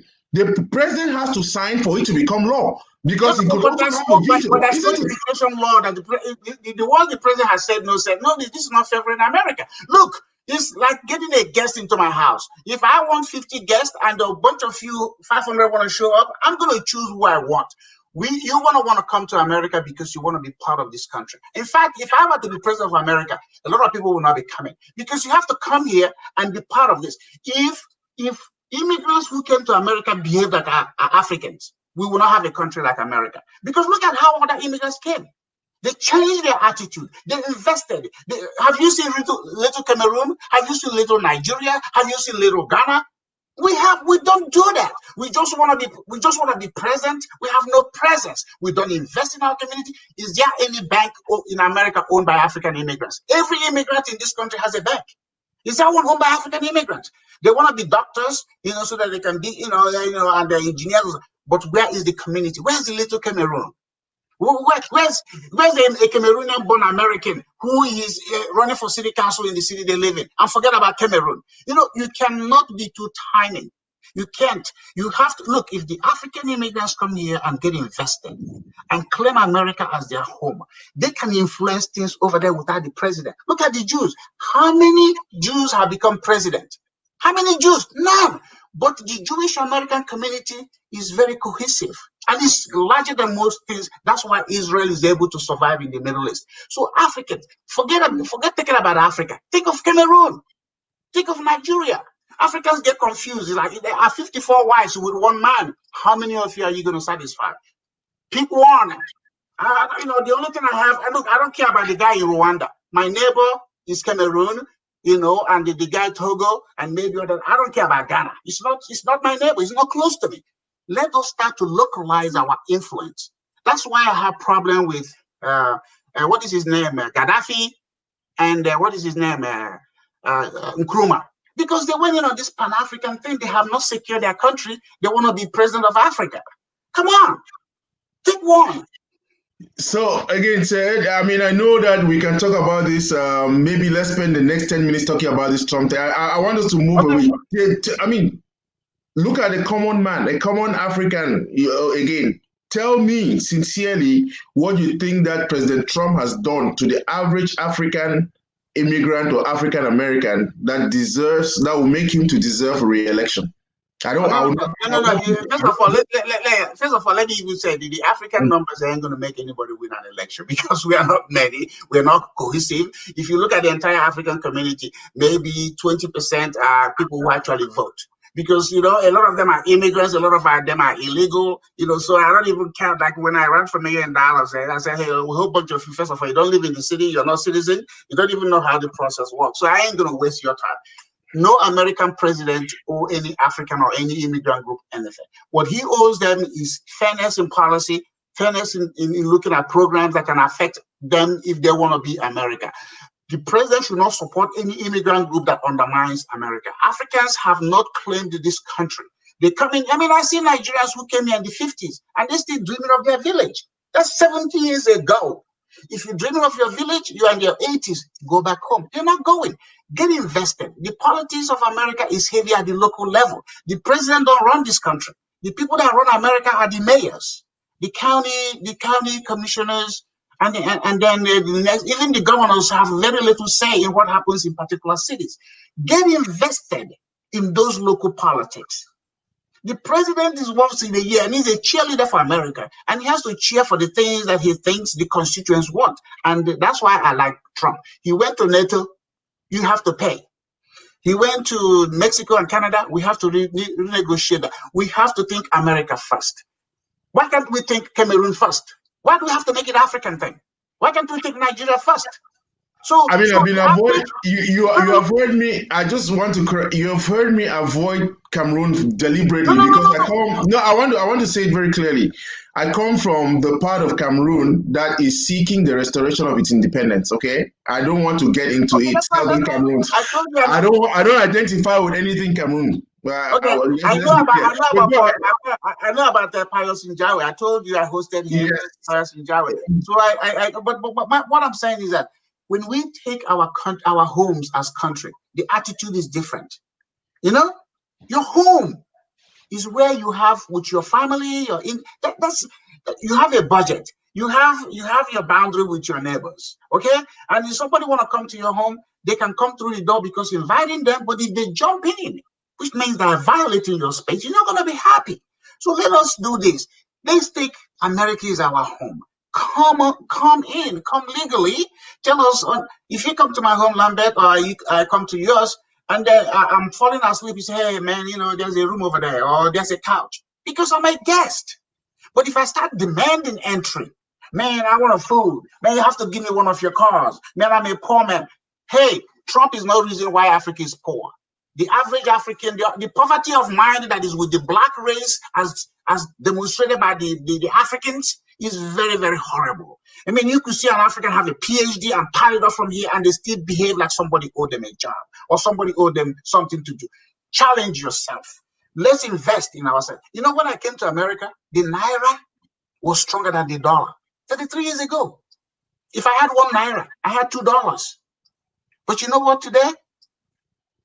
I paid 700 Naira to buy my ticket to fly from Lagos to London to Dallas. Today, 700 Naira will not buy me a bottle of beer. Are you blaming anybody? And then we have Nigerians who have PhD from the World Bank, like the former minister of World Bank, this, World Bank, that. At the end of the day, that's all glorious job. It has nothing to do with the transformation of any country. So what I'm just saying, what did we learn in school? Sitting next to a white man, an Asian man, a Hispanic man, and once they give us the degree, we start running after jobs. There's a Cameroonian guy who got a PhD here in political science. And I said to him, Tiki, very soon, the people you got a PhD with are going to be telling you how to do things in Cameroon. Are you still teaching? It's the same classroom. It's because we have not elevated our human spirit to demand what is good for my home.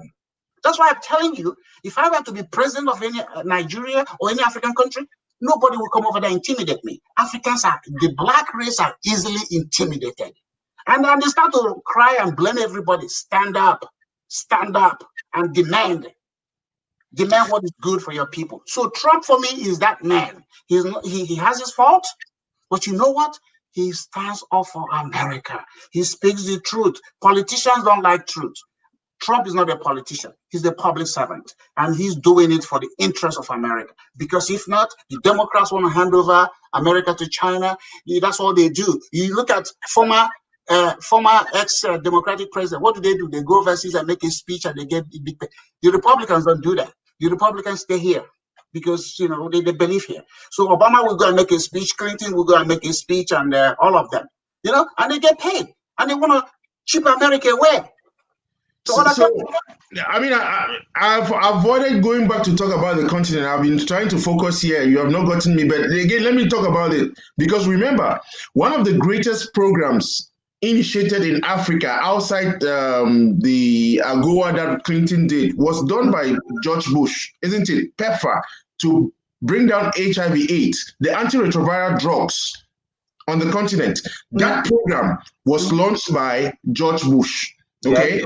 Uh-huh. Now, outside, I mean, if you want to focus on that part of it, tell me one thing that Trump has done in relation to. Okay, Trump has not even made 4 years in office. As soon as he got in there, they've been fighting him. Wait a minute.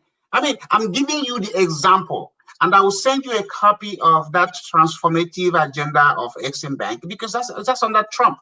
Maybe you didn't pay attention. I said the reauthorization of the bank for another 7 years was done 2019 by Trump. The highest single debt or loan U.S. Exim Bank has placed in any country is in Mozambique, where they put in $4.something billion for the Mozambique LNG. Ethiopian Airlines was able to buy 777 because of what? Exim Bank. So these are all happening at different times. Again, the Africans are not privy to research. They are privy to emotional things. They don't read up. Most Africans read books to go to school and pass exams. They don't read books to enhance their individual content. Go to the home of most Africans and look at the books they read. They only read books that has to do with their career. But they don't read about economics and policies and the history of American presidents and the challenges of American presidents. Look at Liberia. What Liberia and Sierra Leone? Why is Liberia called Monrovia, President Monroe? When those African Americans or former slaves were moved back to Africa, what did they do? They started fighting the natives. So America has done more. Read the book, Squadron Africa. You see how America in 18-something was doing trade with Africa and helping them. But Africans have not been able to pick up. You give all the money of the world to Africa and go away for 10 years, they'll still be asking you for more. Because we haven't learned how to challenge ourselves. We think what other people have should become ours when we haven't put the sweat. Do you know the blood and sweat Americans have given to make this country where it is? Are Africans willing to fight for that? No, these guys, they run to Paris, they run to London, and they blame the former colonial people. So all I'm just saying is Trump may not be a perfect man for anybody, but you know what? He's the president that mirrors the sort of people I want to see in a president. Determined, fight for your country, even when everybody else is screaming at you, stand firm. And I like the fact, again, like I said, he's unapologetic. I'm an unapologetic individual. Because when I believe in a good cause, even I tell people, I said, even if my mom, who passed away 39 years ago, were to show up and say, don't vote for Trump, I say, Mom, you better go back to where you're coming from. I'm voting for him. Okay.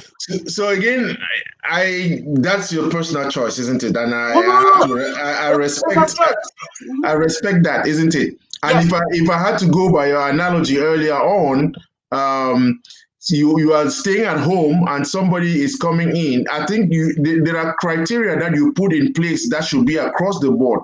Because I could ask you the same thing. Mm-hmm. Why is it only under Trump that we are having these many immigration issues? People have been coming to this country before. No. Under Obama. Again, let's do it first years. Okay, you go look at the first years of Obama, which is 2009 to 2012. No, group it, and then look at Trump. When Trump goes out, if he goes out or gets elected, like 2020, 21, you look at that. But again, it's hard to make this comparison. But I'm just saying, deportation happened more under Obama. First 4 years than even happened with Trump. Because Obama had 8 years, Trump hasn't gotten it. Because the point you are making is valid, isn't it? Because Obama has already deported more Africans. You don't have the same number of Africans still in the country to be deported. No, not just Africans. Look, I will deport. You know what? I told my family members? I said, if you come into America and you don't notify me and you show up at the airport, I'm not coming to pick you up. I'm not coming to pick you up. If you want to come to this country, come legally. Why don't we have a principle and stick with it? We are always bending. It's my family. We get emotional. That's why things don't work in Africa. We have no policies. We have nobody who said, this is for Nigeria. I believe in a firm policy. I believe in a firm value. And often, just like going to heaven, if God's love is unconditional, there wouldn't be hell or heaven. So God's love is conditional. If you want to go to heaven, this is what you do. If you want to go to hell, this is what you do. God didn't say, oh, anybody can come. So the same thing with America. You want to come to America? This is it. If you come in here legally, we're going to throw you out. In fact, they're not throwing them out fast enough. They should throw out our people. If you don't come here to be part of America and support America, you have no reason to be in this country. I don't care whether you're Okpa family child. If you come here and you mess it up, I'm the first to take you, get deported. Go to where you want to do anything. There are 200 countries in the world. Find another place to go. Don't come here and be a nuisance to us. America has always been a country of immigrants, isn't it? And the rules are only being implemented now? No, the rules have always been implemented. Deportation doesn't happen now. No, we are not saying that it only happened now. How many Irish were deported? No. You see, here's the difference. When a white man is deported, it makes no news. When one African, just like no. Hey, I have the statistics of deportations over the last 10 years. I have them. Okay, fine. Okay, But the problem is that you don't have the like many Irish people coming to the US as Africans. but you know what? That's where But again, and they're coming legally. There are not Russians. No, no, necessarily, no, no. not There are necessarily. Russians. No, no, no. There are Russians. There are people from the old Eastern Bloc that are coming in here. But if a country is successful, like how many Japanese are you going to see in America? How many other countries? I mean, the reason you have a bunch of Africans is because they're hungry in their own country. They are looking for greener pastures. They want to go anywhere. So what I'm just saying is, when I came to America, I did not come with a sense of desperation. That's the difference with me. I've always said, if I don't like America at any given point, I don't need for any president to remind me of that. I just pack my bag and I leave. Those are the choices. When you have the individual is very much responsible to what happens to him or her, to the extent that the laws start to interfere. So if the laws start to interfere, then we find what that law is and how do we deal with it. But more than 50%, the individual is responsible for what happens to them. And that's where we don't get it. I mean, Trump said Africa is a shithole country. I like that because you know what? It's shithole. You know why it's shithole? We have no infrastructure. We have nothing. We sell our oil. Like you want to give an example of Nigeria selling oil. Nigeria is a poor country. Lambert, if you look at of all the OPEC nations, Nigeria is the poorest country in the OPEC nations. You know why? Based on the barrels of oil they sell and the revenue compared to the population, they get less than $300 per Nigerian. So, but you hear Nigeria is the major oil producer. Yes, but look at how many mouths Nigerians have to feed. Just like in your country, and in your home. If there are two of you that are bringing $1 million, and in my home there are 20 of us bringing $1 million, who is richer?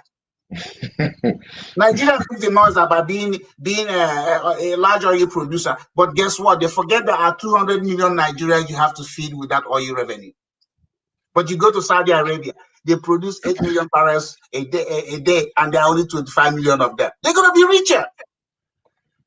So I want to welcome those who have been watching. I want to thank Mr. Eric Akinji, Ethel B, Petty Bright, Maria Prime Walimu, Jane Shitty, and a few comments here. Jane said one thing, still waiting to get the value to this conversation. I'm sure you've gotten real value here. Mr. Okpa has given us at least some stories about his immigration experience and what he's learned here. Michel Fon says, quite interesting, although some of his postulations hinge on some utopian concepts. Mr. Ozugen Jude, I can relate to this assertion that no man bent on making the best for himself has time to waste on personal contentions. But he's backing not only the wrong horse, but one that needs to be reminded that he's indeed a horse. That's funny. And Bambino Rudy says,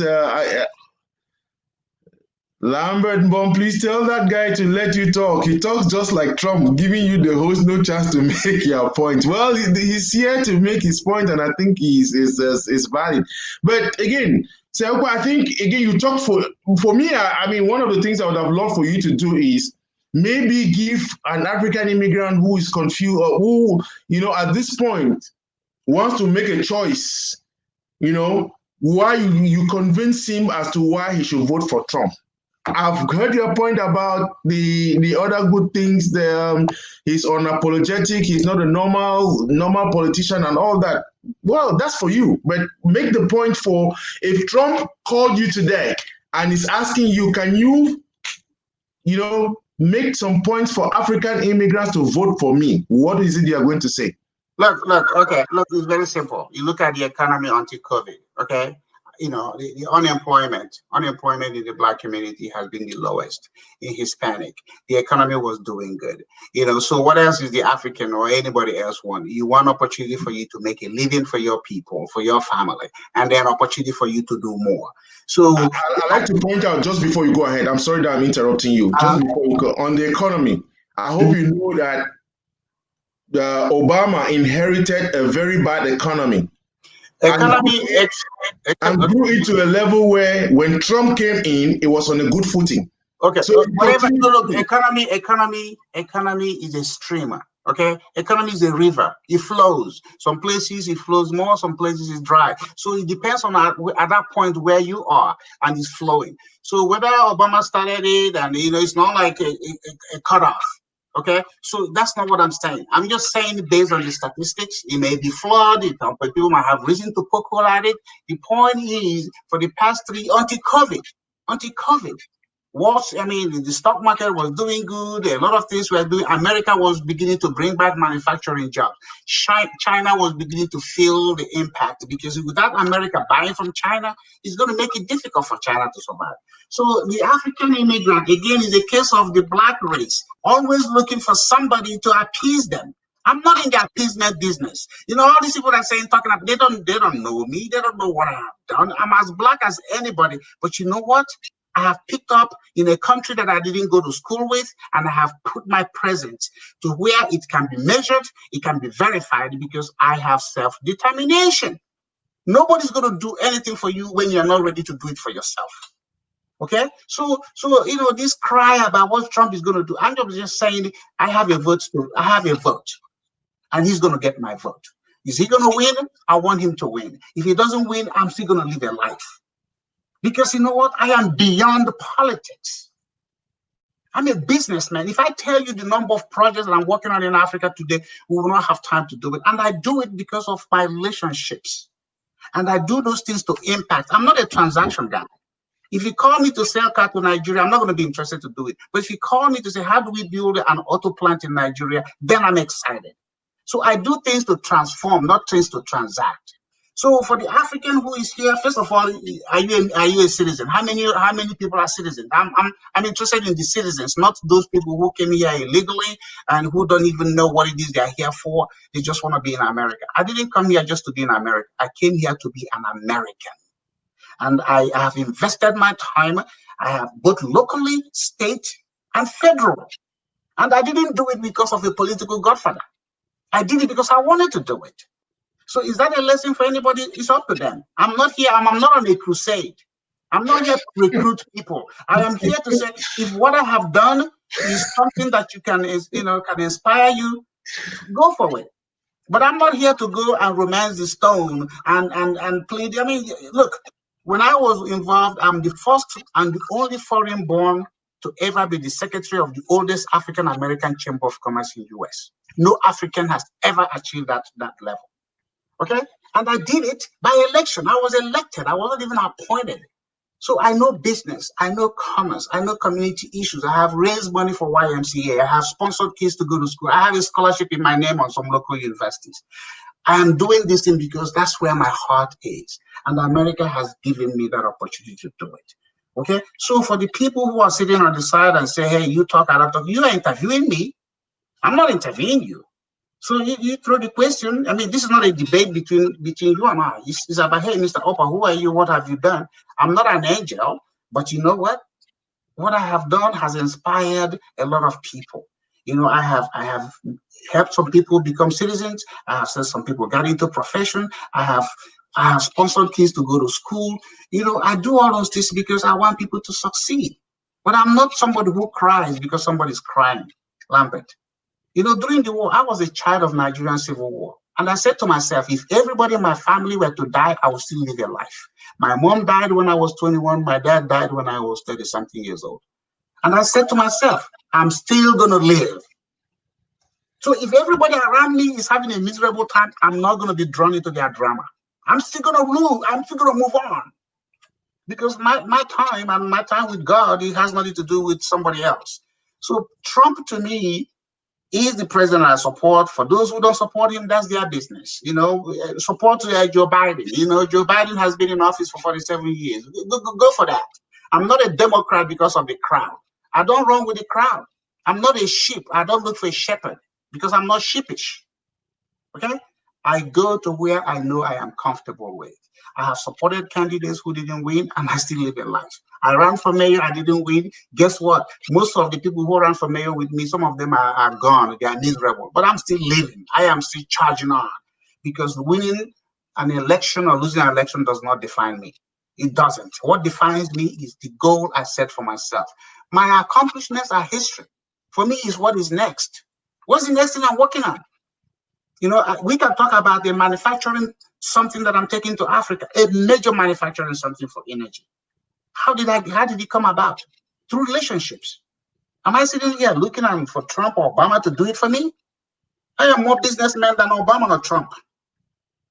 But they are presidents, and I respect them. I go to the White House not because of the particular president. I go there because I respect the office. It's not an easy job. You go become president of Cameroon or Nigeria, and you think everybody's going to like you? Did everybody like Obama? Obama fishtailed his way out of office. Look at Chicago, where he came from. Look at how messy it is. His former chief of staff was the mayor of Chicago and the senior political advisor, David Asheroff. What did he do for Chicago? Politics, my father taught me, it has to do with what? Pebble drop. You drop the pebble closest to where you are standing because the wave will carry forward. So you take care of your own first. You do for your community. That's, every president has something they do for their community. Obama want to be a global, man and speaking. No, we don't care. Take care of Chicago. Take care of Kenya. Do you know? No. Do you know why Irish people come to America easily? Because Kennedy put it in place to make Irish immigrants easy. What did Obama do for Kenya? What did he do for Kenya? Well, I'm sure Obama was following your advice that you don't need to do anything for anybody. They need to work their way through, isn't it? But I think, I am happy with the point you made. There's Petty Bright says, I think his points are clear in his own perspective. Many people may not abide because of their own reasons. I've learned so many things from the speaker. Most of his points are very correct. Some of us Africans have a habit of putting our blame on others rather than looking into the root cause of our problems. So I think that's a positive outcome. No. Here's what it is. I take it any way it comes. Negative or here is this, Lambert. Your car, you have a battery, isn't it? Mm-hmm. There's a negative and there's a positive. If you don't put the two together, the car ain't gonna start. So when people are making the comments about me, I'm just having fun because you know what? It doesn't change who I am, and I can back my records with evidence. How many Africans in the city they live in have gone through the police academy of their city to understand what the police is or the FBI? I have done all those things. I serve on the city police oversight committee. With all this is going on, I'm the first foreign born to be appointed to that board because of my city. Do it for your city. Forget all this global stuff, Pan-Africa. I don't care about Pan-Africa. I'm interested about Nigeria. I'm particular about Nigeria. If Nigeria succeeds, the regional influence may make others. But all these other all 54 African countries love each other. It's like a man having 54 wives. You are wasting your time. You ain't going to love all of them. Love one person. Love one person. Stop wasting your time imagining things. Claim something. Be proximate to your dream. Put your arm around it. The African, look at, have you ever gone to a Cameroonian restaurant? They say African restaurant. But you have Taiwanese and Thai and Chinese. Everybody promotes their name. Africa wants to promote their name under this, lousy umbrella of Africa. Promote Nigeria, promote Kenya, promote Uganda. Make somebody jealous in your life. If you don't make somebody jealous in your life, you're not doing anything right. I'm not all that African. I'm particular. In fact, even in Nigeria, I'm Igbo. I'm an Igbo guy. I don't care about the Yorubas or the Hausas. I'm Igbo. Okay? But if I succeed, I can use my success to impact other people. But I don't want to be all this global citizen and, you love everybody, but nobody loves you. The black race loves everybody. Nobody loves them back. That's why colonization happened. Was there any war to colonize Nigeria or Cameroon? The white people came in there and confused them and took over. And then after they left them with something, they destroyed it. Thank you so much, sir. And I also wanted to let you know that there's something that you said about, remember that many of our foreparents, our grandparents, they came here as slaves. So we have a stake in this country, okay? The slaves built this country. So we have our blood, our sweat, our tears here in this country because they came from Africa. So this land is also our land. No, it's not your land because your people sold you. The Africans sold themselves. Okay, there was no capture. Okay, go read the book. That's why they call it transatlantic slave trade, not transatlantic slave conquest. It was a trade, and for a trade to have happened, that means somebody that was a commodity for exchange. So Africans sold their own people. No other race. Look at Australia. Australia was settled by prisoners. That's why they call it penal colony. Okay, because the English people were oppressing the Irish and the Scottish and the Welsh.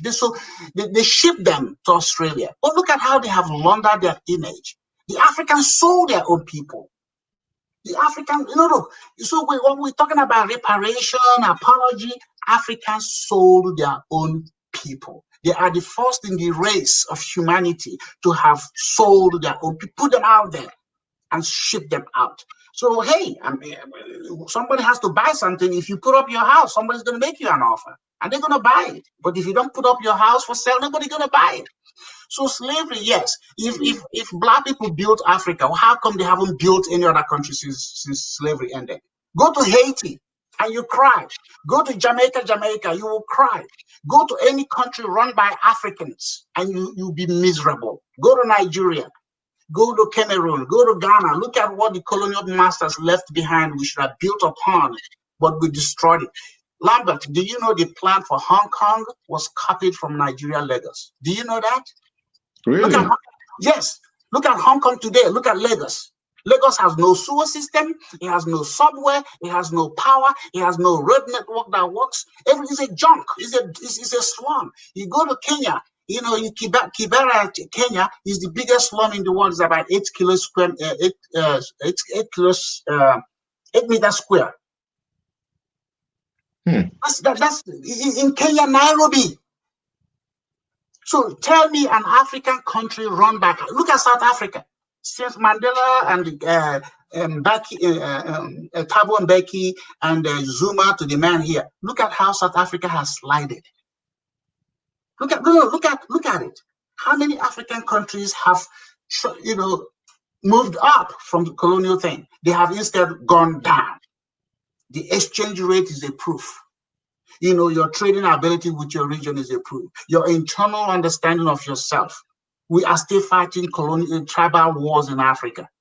Okay, Africans, we are talking about, the Europeans came in here and divided us into odd nations. Okay, since that happened, how many African countries have emerged? I said, let's collapse these boundaries and become what we thought we should have been. I mean, is the newest country in the world, is it not, what is their name, South Sudan? So look at the shape of Togo and Benin to Nigeria.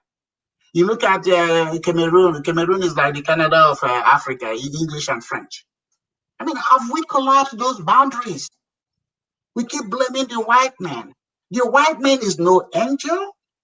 The white man's brain is not bigger than ours, but they know how to yield to knowledge. They know how to do something. You think every white man lost every white man? They recognize value. Africans don't recognize values. Africans just, you just want to do. They don't know how to yield to superior knowledge. Some people come to me, hey, educate, you think you know more. I say, I'm not superior to anybody, but I have superior knowledge to most things. And when you recognize superior knowledge and experience, that means, hey, Lambert is good in doing what he's doing. Hey, okay, I may not like Lambert. Lambert, hey, what does it take for you to come and do this for us or with us? That's what has helped me in America. You know how many white people come to me? I'm a consultant. I'm an advisor. And when you do that, that means people love your knowledge. People love the solutions you bring. I'm not going to be the guy sitting there and pouring concrete. But you want to build an auto plant in Cameroon, I can get you how to do that. And go from A to Z. Or power plant. That's what I have managed to learn in this system. Knowledge is superior. You come to my house, I have more than 5,000 books. I read anything. Policy, police, economics, geography, people attitude, racism. I read all of that because I'm not going to take a test on it. It's just to help me with understanding of human nature. The African is consumed our career. So they talk about, oh, I'm a doctor, I'm an engineer. I say, I'm a patient. Okay, hey, you need a patient. You know? I'm a patient. So what I'm just saying, broaden your scope, widen your scope, and you will see life is enjoyable life. And we can transform. I want Cameroon to be powerful, to go to Central Africa and go to the neighboring country and say, shut up, if you don't do it, we're going to dominate. Just like America is dominating North America, America is dominating North America, Canada and Mexico. Who is dominating Africa? Is Nigeria doing it? No. Is South Africa doing it? No. Is Kenya doing it in East Africa? Heck no. Each time anything happens, they're all flying out. African leaders are the one that one president in Russia can say, oh, I want all 54 of you come to Russia, Moscow, let's talk, and they all fly in the plane. They all go down, line up like school children talking to their principal. How many? I mean, look at that. China. China in 1980, nobody. In fact, if you bought a product from China in 1980, they call it fake. But look at how they have emerged.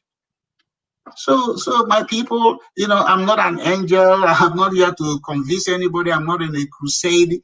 When I believe in something, even Jesus will not change my mind. I'm telling you, if anybody's offended by that, that's their business. I don't read the Bible. I haven't gone to church since 1977. The only reason I go to church is to keep my wife happy.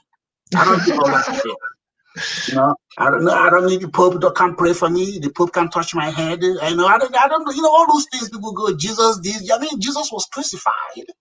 He died a natural death. He was crucified. So why are you crying? Why are you crying because Jesus was crucified? That's life. When even Jesus was alive, was the world happy? Jesus died and slavery still happened. Slavery happened 400 years ago. Jesus died 2,000 years ago. How come he didn't tell God, hey, don't let this thing happen? So we're wasting time, screaming about Jesus. Okay, you Africans that do all that, why are you begging China? China don't even believe in Jesus. A country that doesn't believe in Jesus is the country you run into. They'll beg to rescue you. How contradictory is that? How foolish is that? America, you ask him to send you money. Did God wire money to America to share to the rest of the world? They created their currency and they figured out how to make their currency survive. Why can't you figure it out for your own? Is it not the same thing they're teaching you in business school, in economics and finance? So how come Nigerian dollar that used to be worth more than the dollar 33 years ago now is what nonsense? If I take $2,000 to Nigeria, I'm a millionaire. And I can throw it. If I go to my village and spend $5,000 for 1 week, you know what? They will give me a chieftaincy title because that's so much money. And I'm sitting there laughing. It's $5,000, but they're all millionaires. Just like in Zimbabwe, do you know Zimbabwe was the first country to have zillionaires? Yeah, currency. Because what is it worth?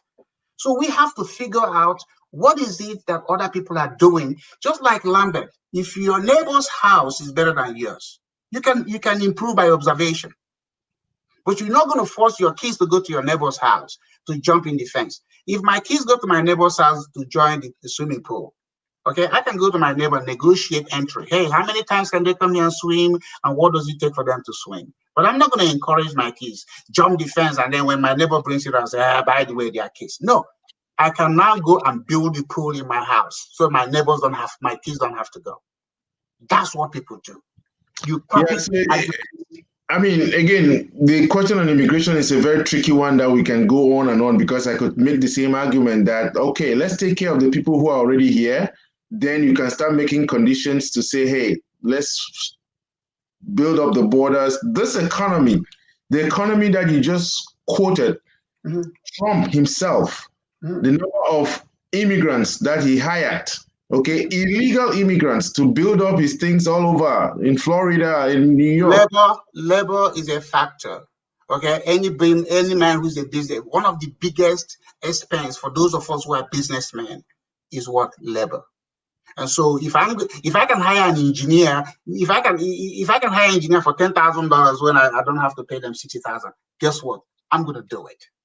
So and that's good business, but don't turn around then and start pretending to be anti-immigrant when you know it's not anti. It's anti-illegal immigration. I mean, No. you have to be comprehensive. If you are anti-illegal immigration, don't hire illegal immigrants. No, he did not hire. Nobody has come up and said, no, let me tell you. Illegal immigration. Remember, there was a time they said you have to verify. Okay? And the Congress fought it because everybody in America has benefited from some kind of somebody doing your laundry, doing your lawn, doing this for you. So they said, oh, no, let's not do that. Every one of us has become a user, a victim of that. But what I'm saying is that the person that is being used, at what point do you do what? Transform. I came here, I became a boss boy. And I said to myself, in 2 years, I'm not going to do a boss boy job. This is not what I came to America for. I'm going to get out if I can get into what I want. So it's up to the individual that is feeling used to say, what is my next move? The emperor in an empire survives when the rest of the people keep quiet. Okay? So you got to do something to challenge your situation. I'm saying for the Black race. Do you know, Lambert? In UN, there are more Black people in the world who are prime ministers and presidents than all the white people. No, 54 Africans, and then you go to the Caribbean. So more Black people have political power, but you know the difference? They have no influence. The reason American presidents don't have power, they have influence. Buhari has more power than President Trump, because Buhari can say, I want a road to go from Castina to Enugu, and this is the route, no debate, they start pouring concrete. American president cannot do that. So with the power they have used the power to suppress their own people. They have used the power to go run into England or UK or anywhere they go to go beg. Well, how come of all the doctors Africans have, when any of the African ancestors get sick, they fly in a plane to go to somewhere, Germany, peripheries, or London for treatment. That means you don't even trust your own doctors. You don't even, when the road construction have been awarded contract, you go bring, what is it called, Chinese or Germans or Italians. You're not even using your own local engineers to build the roads. This is what we're doing to ourselves, and we're blaming other people. I mean, come on. This is not complicated.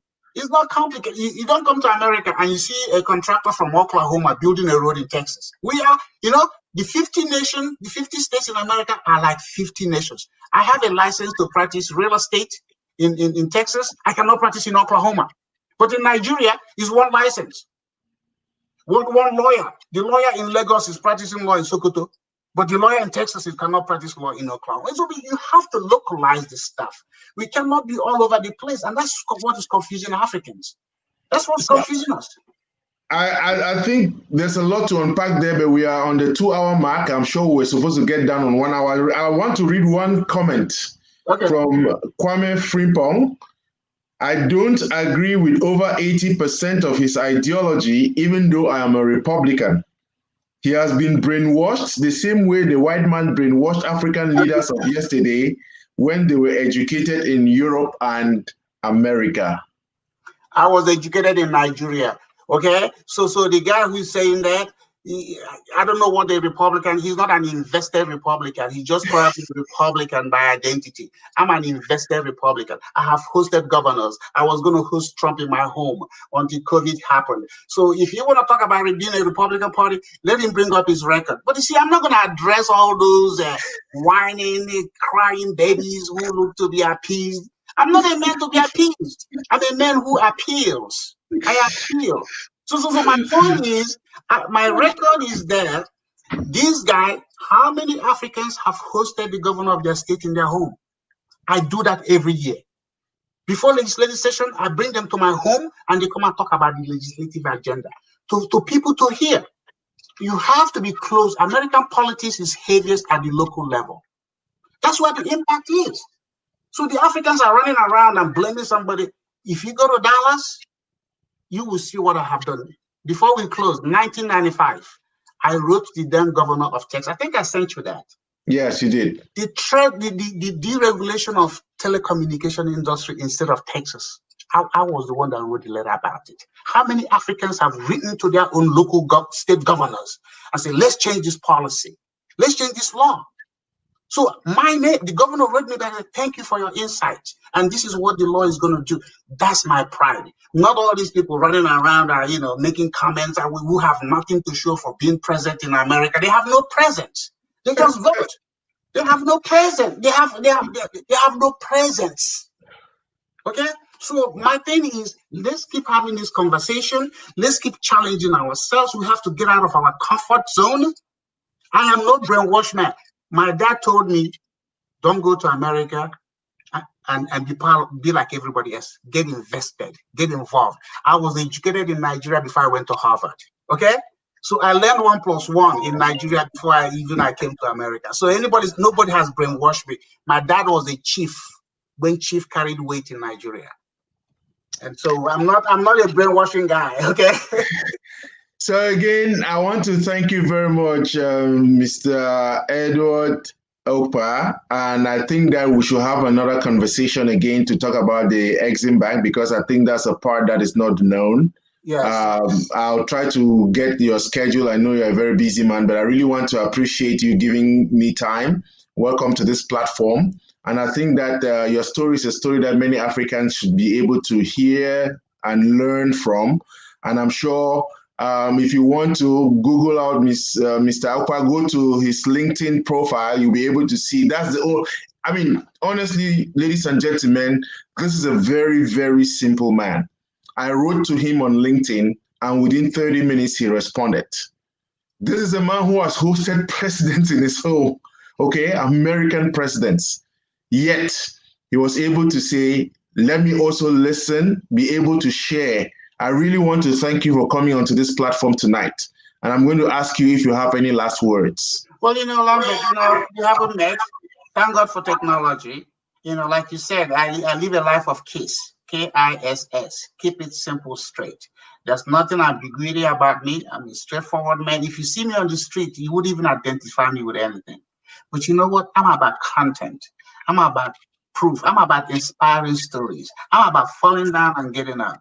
So what I would like to do is next time, if you want to talk about Exim Bank, I will send you a document, and our conversation will be strictly how do we improve the African economic chances?